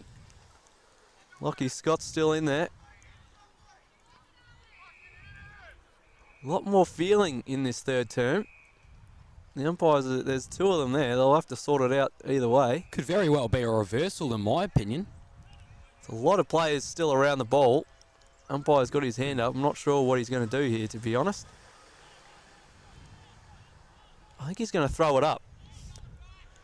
So in the end, the tackle from, I believe it was Cumin, was gone undone as Eddie wins the tap, punches it forward. Repelling here is Sewell, and that'll go over the boundary line. So that's just something you hate, really. I understand the want to assert your dominance and your aggression to your opponents, particularly when you're down so much, but that's just a mistake you can't really make if you're a bit rebuilding side. There was just no need for it. And when you're down by 97 points midway through the third term, like at that point, there's no point trying to get under their skin because there's no there's no need to get a mental edge over the game because Currumbara, I hate to admit it, you know, with still a good quarter and a half to play, but they're not going to get the win today. So yeah, I've just really silly. It was just a good tackle. Should have left it at that. But anyways, Robertson. His kicks to a 2-on-1. Did really well, Sam Watson. Another tremendous defender for Kilcunda-Bass. They've got some really strong, experienced heads down there. He's one of them. McKenzie spreads well, takes the mark on the outer wing. Yeah, I understand, Baz, that they're trying to show that they haven't given up. They've attacked the contest and they sort of really had most of the play in that opening few minutes, but that's just where you toe the line, and if you go over it, it'll cost you. So it's unfortunate there as play goes on. And this should be holding the ball. They appeal for 50. I don't think they'll get it. Dario Court holding the ball. think it's Sewell who will get the kick. Christian Sewell. Smith. Goes inside. Dixon. Been good in this quarter, not 15. And we'll have a stoppage. So unfortunate there. They tried to get that short kicking game going, the Giants, but unfortunately it didn't come off. Here's Mackenzie starting to have a great game. Great mark, Kennywell. First year as Giants skipper, Matt Kennywell. Kilcunda are just starting to bomb it a bit inside 50 now. They're not really looking for a precise option. They're not lowering the eyes. They're just sort of just heaving it in there. So that's why the Giants have really halted their scoring this quarter as it goes out towards the wing. There's going to be a free kick paid here going in the way of the Giants. So it's Alloway with the footy. Gives it off by hand and goes for a little run down the wing. And kicks it to Fermanis, who took a composed contested mark. Then he goes deeper inside 50, centralises a little. Geez, that would have been a good mark if Robertson could have held on to it. But he's running over his feet here. I think it was Sam Watson. First time we've called his name today, I think. But they've recovered well, the Panthers, and Gawley from coast to coast kicks it up towards their forward 50. Very well could be a turnover here, though. A lot of orange. Did really well there, Sewell. Was that called holding the ball? It was. And Not a chance. That was piping hot. just quietly, Baz, that is the quickest 50-metre penalty I've ever seen paid as well. Oh, So Christian Sewell will be able to have a shot now because the umpires backpedaled all the way inside 50. there is absolutely no way you can call that holding the ball. He just had possession of it. Well, I just wanted to laud the effort because he put about 3 efforts in. The kick goes to full forward. Should be punched through. There's a kick on the goal line from Walker. No. Great late effort there from Byron Walker. Also, too, James Dunn, who was 2-on-1 disadvantaged in the goal square. But yeah, Sewell just kept on giving, and that just personifies the Giants, really. Even if they're outnumbered and they're down on the scoreboard, they never stop. As we see Fermanis. They've really turned it on this quarter, the Giants. Scoreboard irrelevant, really, but they're playing some good footy. And here's Walker. So, yeah, questionable call. Questionable 50. I'm not even really sure what it's for. Either way, Byron Walker will line up straight in front. If the margin wasn't so big, I'd honestly be putting Paul Fermanis in my vote conversation. You can't really have him in the votes when it's a 96-point lead, but brilliant performance today. Here's Byron Walker. Comes in, kick from about 35, drifting too much out on the full. So that's another thing that happens when you're a young side. You've been run off the park, really. Tired bodies. You could just see that was a bit of a tired kick from Byron Walker and fortunately didn't score, which is just disappointing because you don't see that reward go up on the scoreboard when you fought so hard and really had most of the play in this quarter. They've been much better for this whole quarter. It's a big contest here and Gawley was always marking that. Gives it to Foot. He's immediately claimed but did well. Got the handball off. Mock. 1-on-1. Dixon is always winning that against Mackenzie, the bigger body. Told to go by his teammate. Sees an option. It's Fermanis. He's been great, as you mentioned, Baz. Gives the handball off. This is Walker. Cody. Bit of a helicopter ball inside 50. He'll bounce in front of Watson. Can't grab it cleanly. Now he does, but he's smashed into easily high contact. A bit clumsy there from Derek. Unfortunate as well because that ball actually ended up dribbling through for goal. So Derek just has a laugh with the umpire. I'm not really sure he meant that one. He was just trying to crash in for the ball, as he always does. But Watson really bravely put his head over it. And the Panthers mop up. So Mock in the pocket for Kilcunda Bass. It's a good lead there from Gibson, who has really proven that he can push so far up the ground, especially today.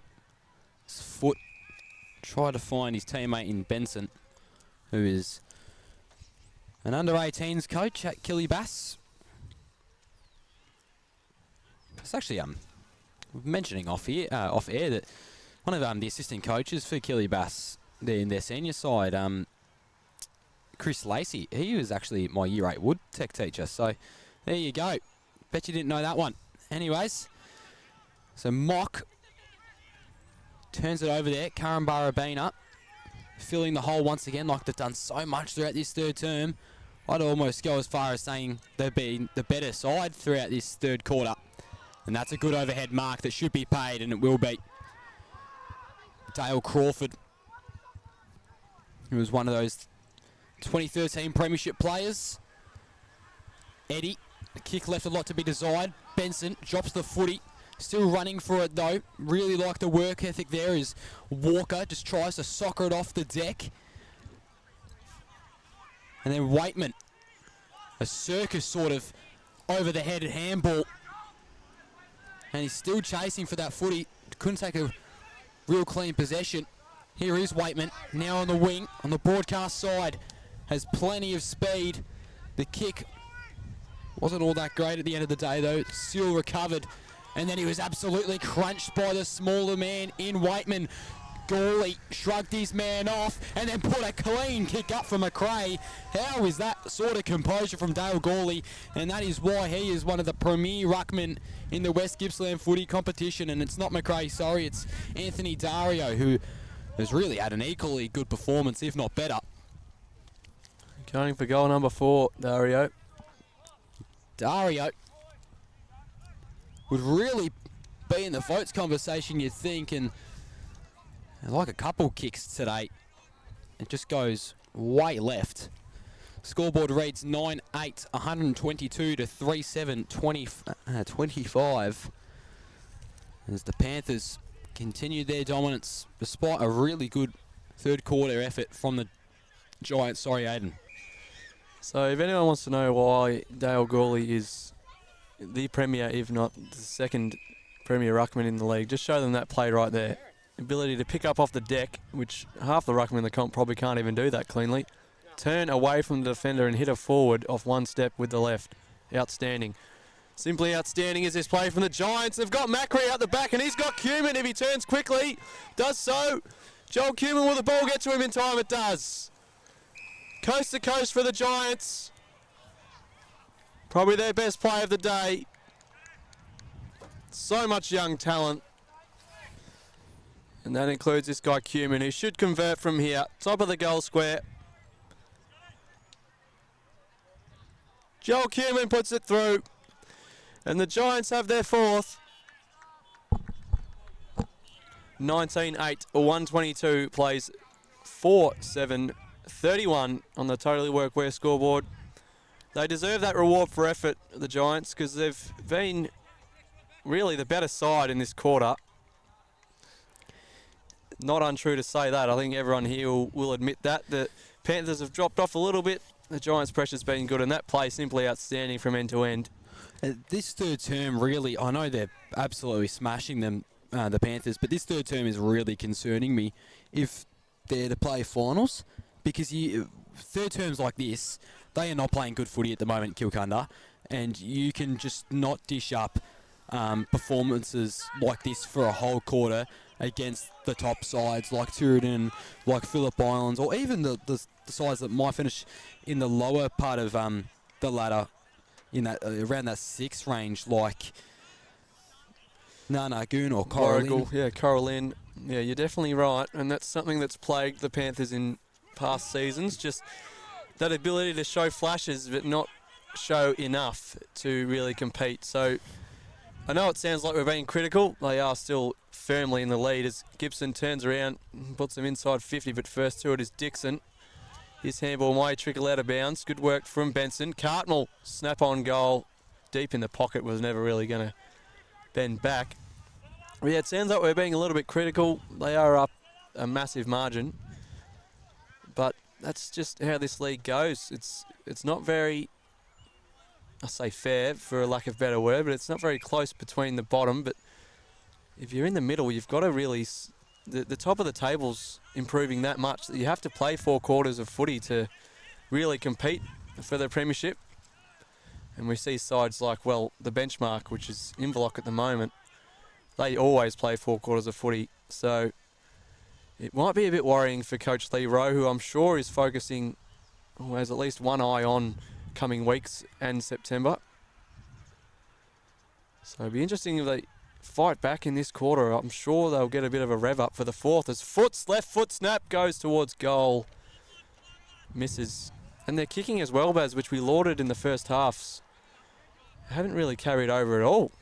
Yeah, they've just had, like I mentioned before, they've just had really no composure going inside 50, and they haven't really made an attempt to find those clever kicks and that clever link up. They're more sort of just chucking on the boot and hoping for the best, which more often than not isn't really going to work. So, you know, they can probably get away with it just because they're so far in front. But even that, Mackenzie just snap around the body and went straight to Christian Sewell.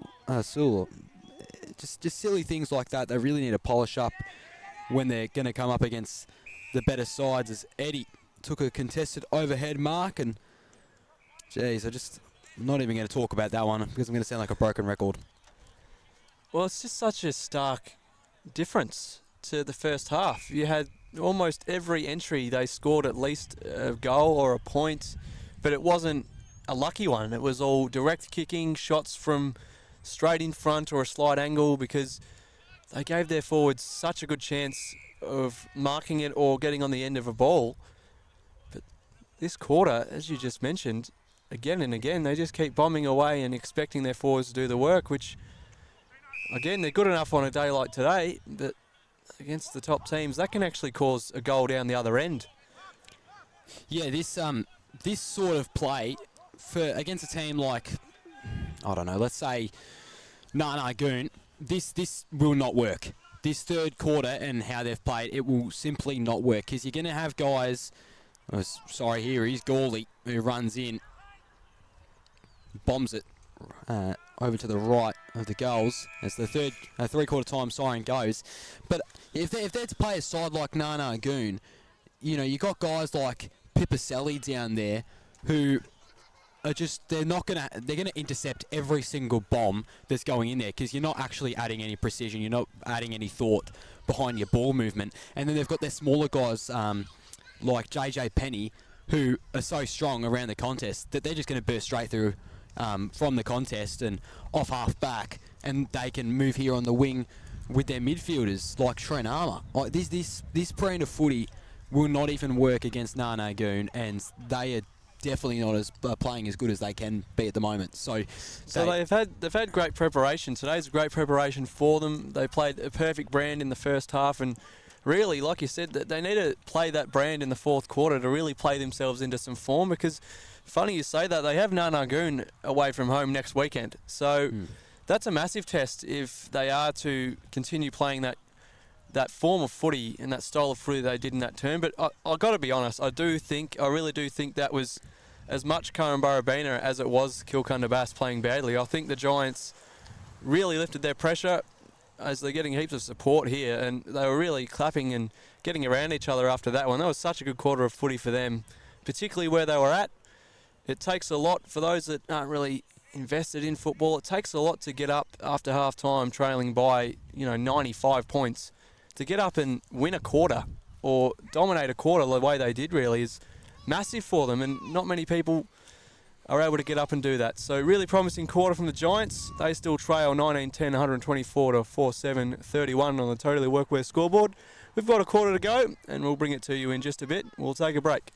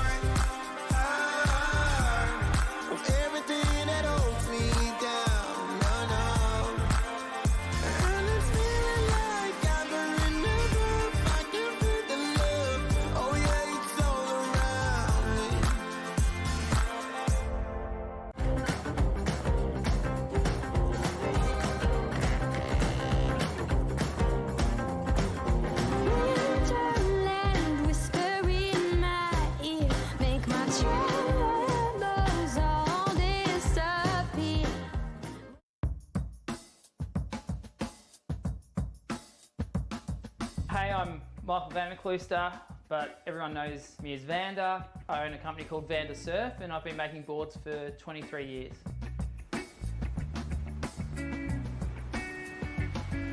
When I started, it was all hand shaping and templates off the blank, and then as CNC surfboard shaping machines came into more availability, I started designing on the laptop and designing in 3D modeling. It allows me to be creative, express, my artistic side of making surfboards. My favourite part of shaping boards is I really enjoy the interaction with the customer. I love making surfboards for other people. If I can make a board that's going to make them enjoy going surfing more, that's what I get the most joy out of. This is a story of a community that likes to work hard, digging, fixing, building, keeping people safe, or just lending a hand. A community that all have one place to come together, where they're spoilt for choice and good service is everything. And although there are stores all over Australia, the owners are as local as they come. Totally Workwear, clothing your hard-working community.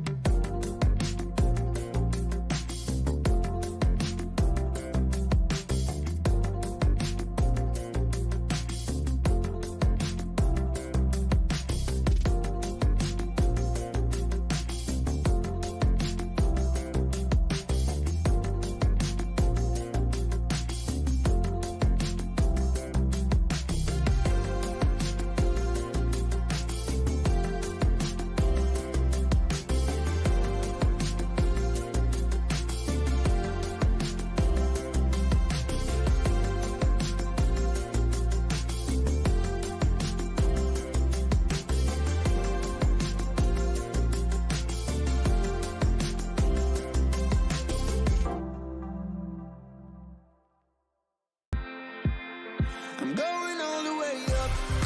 Ah, I'm going all the way up. Ah, I'm letting go in my heart. Ah, of everything that holds me. So Currambara, geez, they had a really good third term there in comparison to what they had been playing like all day. So we are now entering the fourth term, and they're down by 94 points, but they really were brave throughout that third term. And Aidan and I were speaking off air beforehand, and we really think that Kilcunna got a serious talking to there. And geez, we probably even got into them a bit at the end of that third term, talking about how you can't dish those sort of performance up in finals. So let's see if they can finish off really strong at home. So we've got one more quarter of footy left. And as we look to the games next week, Kilcunna have Nanagoon away next week, as we mentioned before. And then for Currambara, they've got a winnable game against Kui Rup, who aren't going insanely well themselves. But here we are, the fourth term of footy. See if Currambara can make one good quarter to a good half. As play is stopped immediately. Gawley versus Finlay in the ruck. Walker was held for Marnus. Got a pace of the footy there, but was wrapped up by Eddie.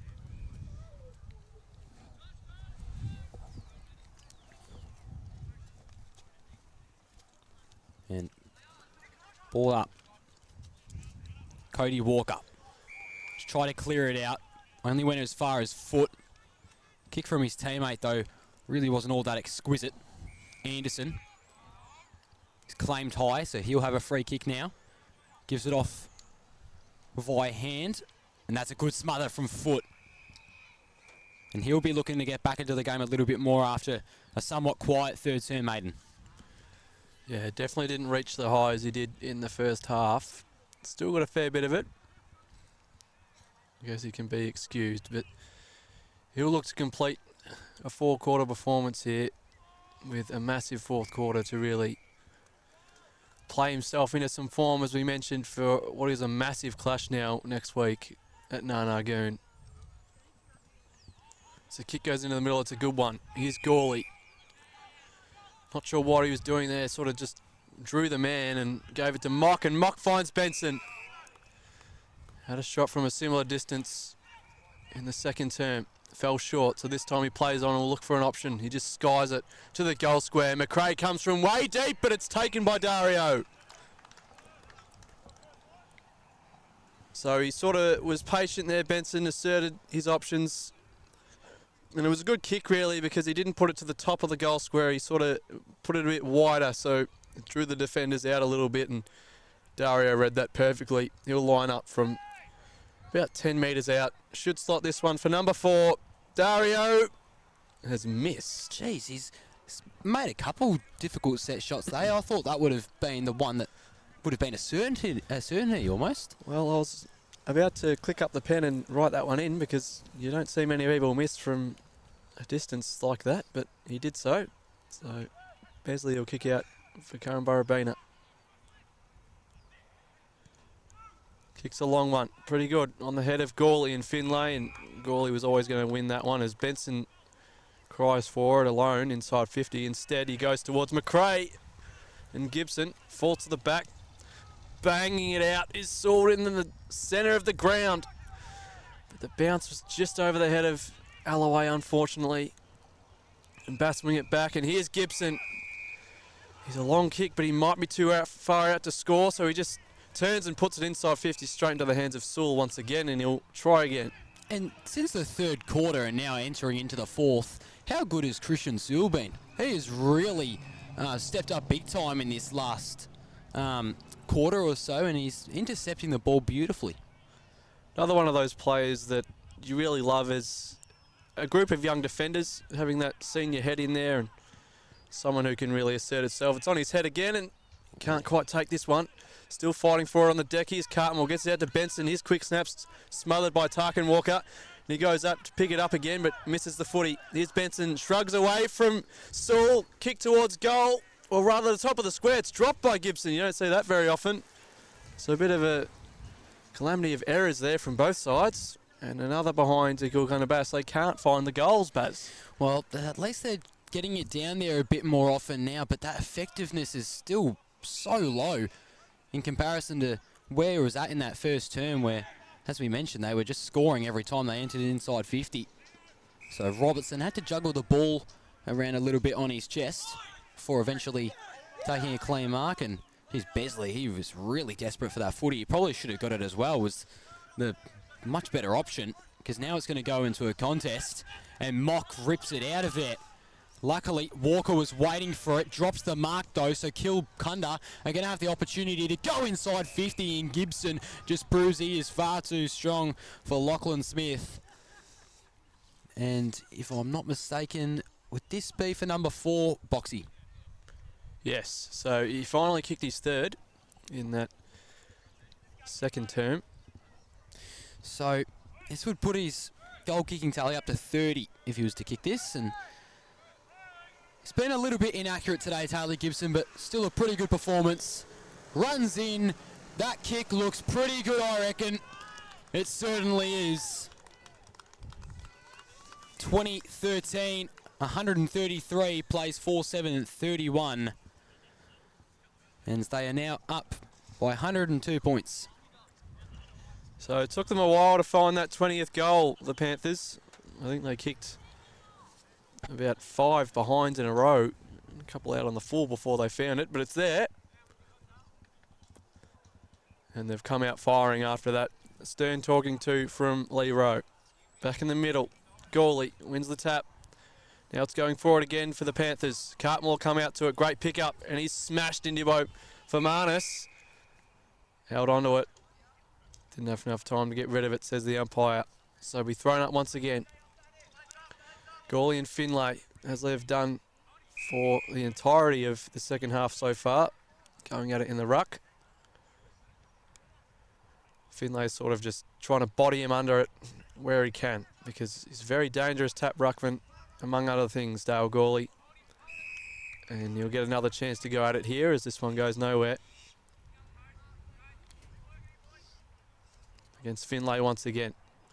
Wins yet another hit out, but it's straight down the throat of Paul Fermanis. His kick's a wobbler. It'll fall in front of Alloway and go out the back. Who's there?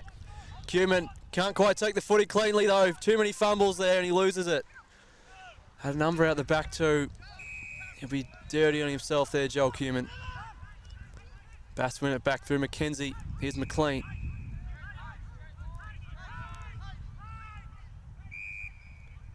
McLean moves it along. It's a long kick towards Foot. Great mark. Can this get him started in the fourth quarter? He's kicks another good one. Oh, it's punched well though from behind by Robertson. Doesn't matter though because Gawley gets it on the left. Working. Oh, mark's dropped at the top of the square by Dario, but Benson mops it up, smothered by Tarkin Walker. Lucky for Dario as well. I thought he received a fair push in the back there, but nonetheless, still pretty deep inside forward 50, Kilcunda. That's just the fight of the Giants' defence. Did so well there. It's thrown back in. Gibson's first to it. Oh, no. Wild snap, misses to the near side. Yeah, that kick from Foot would have hit Gibson on the chest, but that late punch away from Robertson was outstanding, and then that work in the goal square to stop the mark and the score just really epitomises what the Giants are about. So 2014, 134, plays 4-7-31.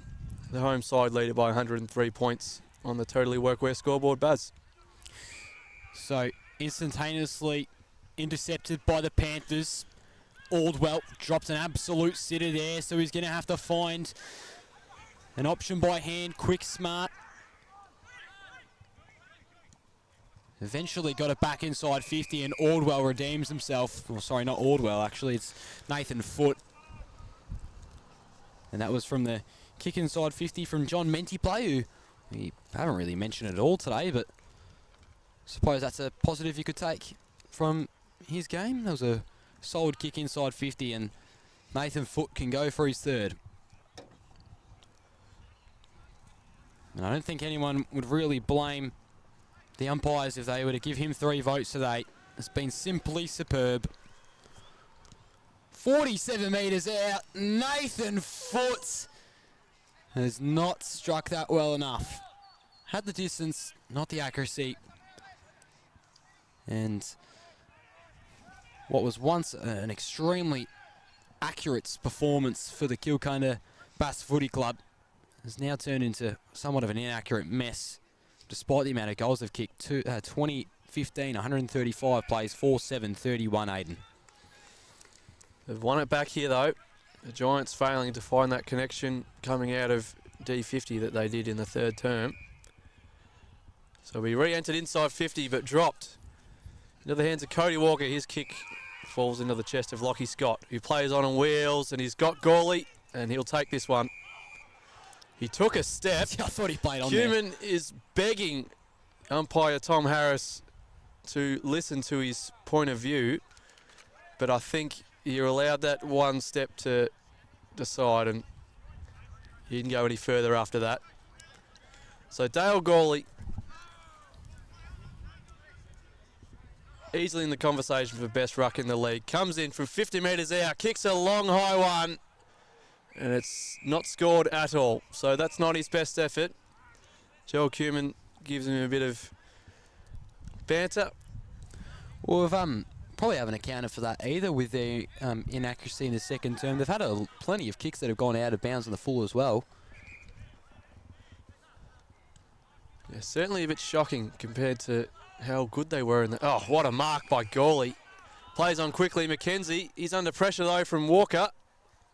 Kick to the set, goal square. Is that punch through or is it a mark? Punch through for a behind. So yet another behind, and they're almost catching up to those 20 goals with 20 behinds, Paz. I think they might do so if they keep kicking like this. It's definitely not their best, as conditions haven't really affected it either. We've had no wind to really speak of here.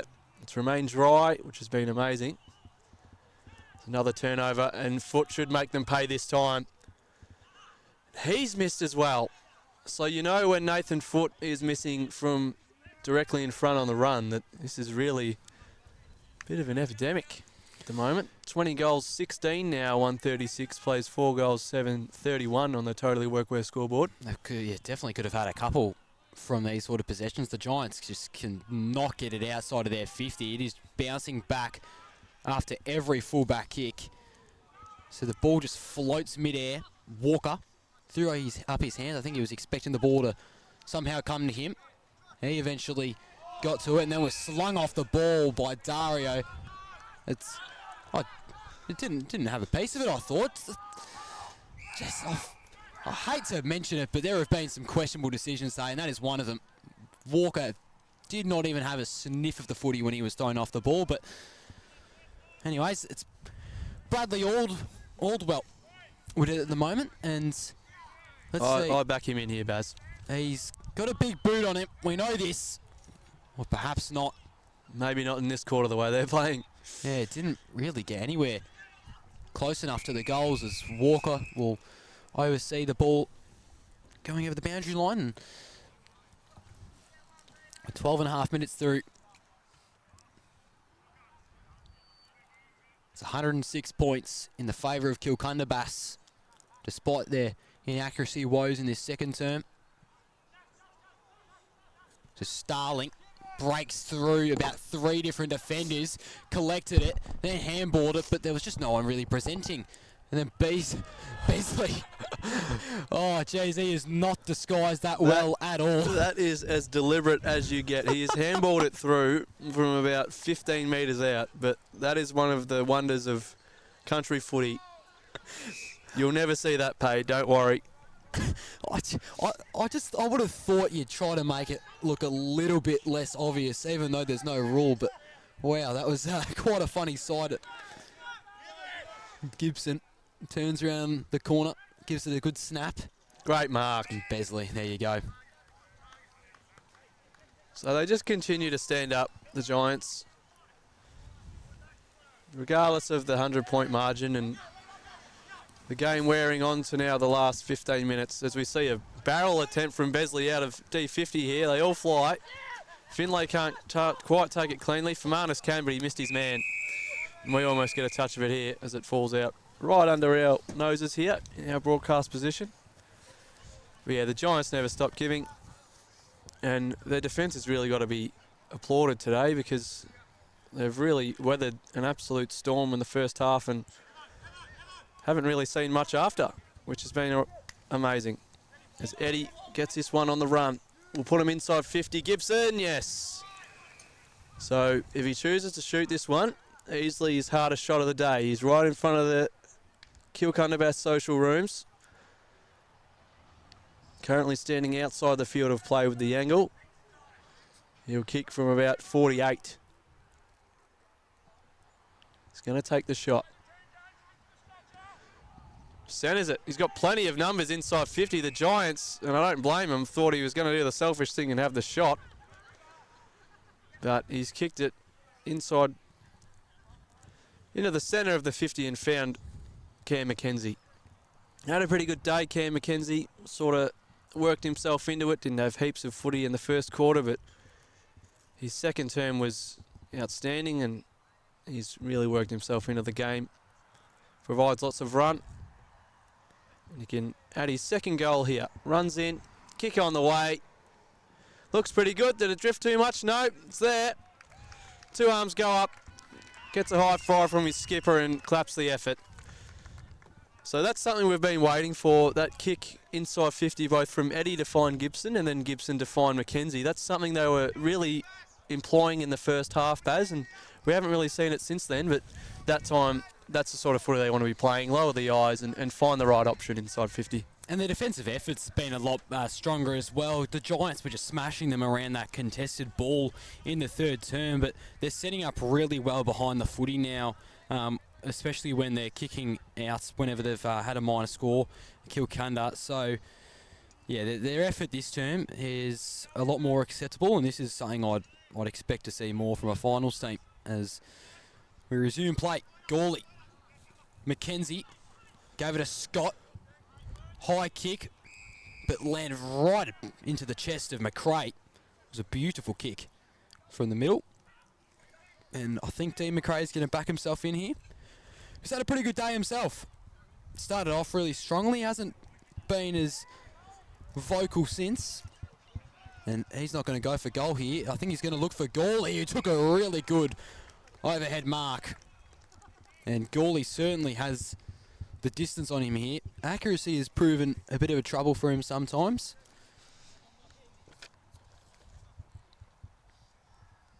And he's got a set shot that is presented to him from about 35 metres out. Gawley's going to walk in, and that kick looks pretty straight. Gawley knows it. 22-18, 150 to 47-31 on your Totally Workwear scoreboard. Just ticked over 17 minutes into this fourth term. And you can just tell now that the Giants have probably started to hang their heads a little, and they're just allowing the score to pile on a little bit more now. I'm really interested in this contest next week now between the Goon and the Panthers, because the Goon themselves can be victims of lapses in games at times. You saw they weren't as successful as many tipped them to be to start out season 2023. They've worked themselves back into the finals race as the ball's thrown up and Gawley wins the tap to foot. It's taken by Jay Walker. We'll have a ball up. So I think that one will be it could be a real shootout, because both teams have very high-powered forward lines. And the win, again, going to be massively important at the Goon next week as the Giants go inside 50 and Cumin wraps up his opponent there. I'd still and wins the free kick, actually, Joel Cumin. So holding the ball, it must have been. His kicks deep into the pocket. Has he found his man? No, can't take the mark. Still in play. Flicks it off. Here's Jay Walker. Can he finish with a goal? Yes, he can. Goal umpire, as he has done all day, waits and still waits. And he pats his chest. So, no goal, Jay. Unfortunate, mate. He's got all the time in the world, that goal umpire. I've never really seen that before either. But either way, Jay Walker's robbed of that one. Must have missed to the near side. Benson flicks it out to a teammate. Here's meant to play. Into the middle. Ricardis. Here's Benson once again. Been pretty good himself off the wing. He's getting chased down though. Just gets a kick away. And the umpire has called in the back, I think. Play will go on. Speeds kick inside 50. Dribbles to the ground. Tarkin Walker did well. Picked it up off the deck and he's kicked a barrel outside 50. He'll fall to the back. Macri not quick enough to get it to foot, and he'll put it inside 50, and you always trust him to find a body. Cartmore drops the mark though. Pressure from both sides. Kick goes nowhere. Still up for dispute here. This is the boot of McKenzie. Has he found Dario? No, he's dropped the mark as well. Pressured by Smith. Great tackle out of bounds. Or holding the ball. Holding the ball. Sensational from Lachlan Smith. And they never give in, these Giants defenders. You love to see it, Baz. So, Sam Watson is able to intercept it. Pretty tall boy is Watson, and he finds foot. And another chip kick. It's time to McRae. And so you may have heard just moments ago, I said, oh, no way. I thought that the umpire had just signalled a 50-metre penalty after that tackle. But no, it was pushing the back. So apologies for that one. As McRae lines up for goal number 23 for Kirribass. As we've just ticked over extra time. So McRae should have no issues with the distance, but he has most definitely had issues with the accuracy. And it is now 22-19, 151 to 48-32. And I think Boxy might just have some of the around the ground scores. Yes, so we'll go around the grounds here, Baz, and obviously, as we haven't all day, Bunyip and Nano Goon, still an unknown, but you'd think the Goon would be getting that one done pretty comfortably. Things are looking up for the Panthers today, and what they can't control has also gone their way in the way of Coralin getting the job done over Warragul Industrials. That is currently 10-9-69, the Cobras, playing the Dusties 6-10-46. So you'd think that the Cobras will finish that one off at home. Down at Beswick Street, it's the Garfield Stars trailing the Seagulls 3-2-20, playing Tooradin Delmore 10-10-70. And down at Kooyurup, it's Inverloch Conwack leading 15-8-98 to the Ruppers 7-5-47, getting the job done as well. Getting their 8th straight win, you'd think, on the season. Really proving themselves as flag favourites. But again, most notably, that loss for the Dusties, as you'd think it would be, barring a huge late comeback. A massive positive for the Panthers, who are inside 50 once again. Dario. So this win should see them go ahead of the Dusties now. And they'll be right behind Narnagoon in the race. I think because of a draw between they and Phillip Island, the Goon, Bass will be 6 points behind. But if they can go up there and get the win next week, they can really prove themselves as a finals hopeful. As Dario comes in, missed a couple from close range. This one looks perfect though, and he's got it. And he gives young Lockie Smith some stick after that. Probably pick on someone his own size, I would say, but he's going at Smith and he's up for it. Either way, Anthony Dario has his 4th. And the Panthers just keep on chugging along. It's been a great performance. Mentioned off the top there was a likelihood they might stutter under the knowing that it's a must-win game, but barring a bit of a lapse in the third quarter, they've been superb. 23-19, 157 plays Korumburra-Bena 4-8-32. Shouldn't have too much longer left in this one.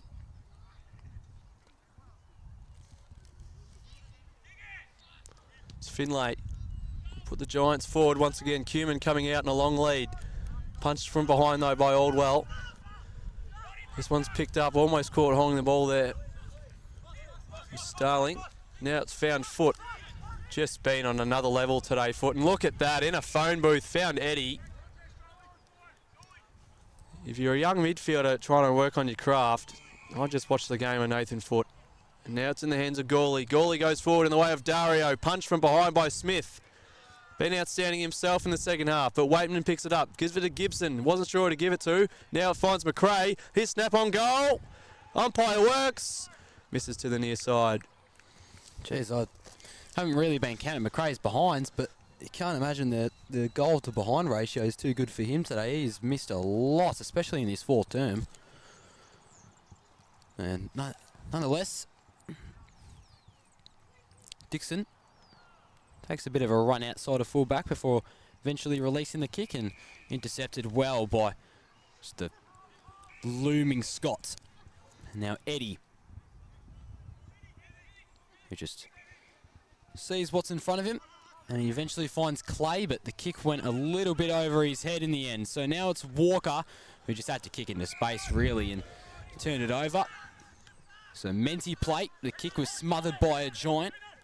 It was Walker, the Byron variety. The Giants, after looking promising there momentarily, give it right back to Eddie. So now they're going to play on. Rocketus over to Dario, coming back. Oh, jeez, that has knocked the post with a bit of momentum.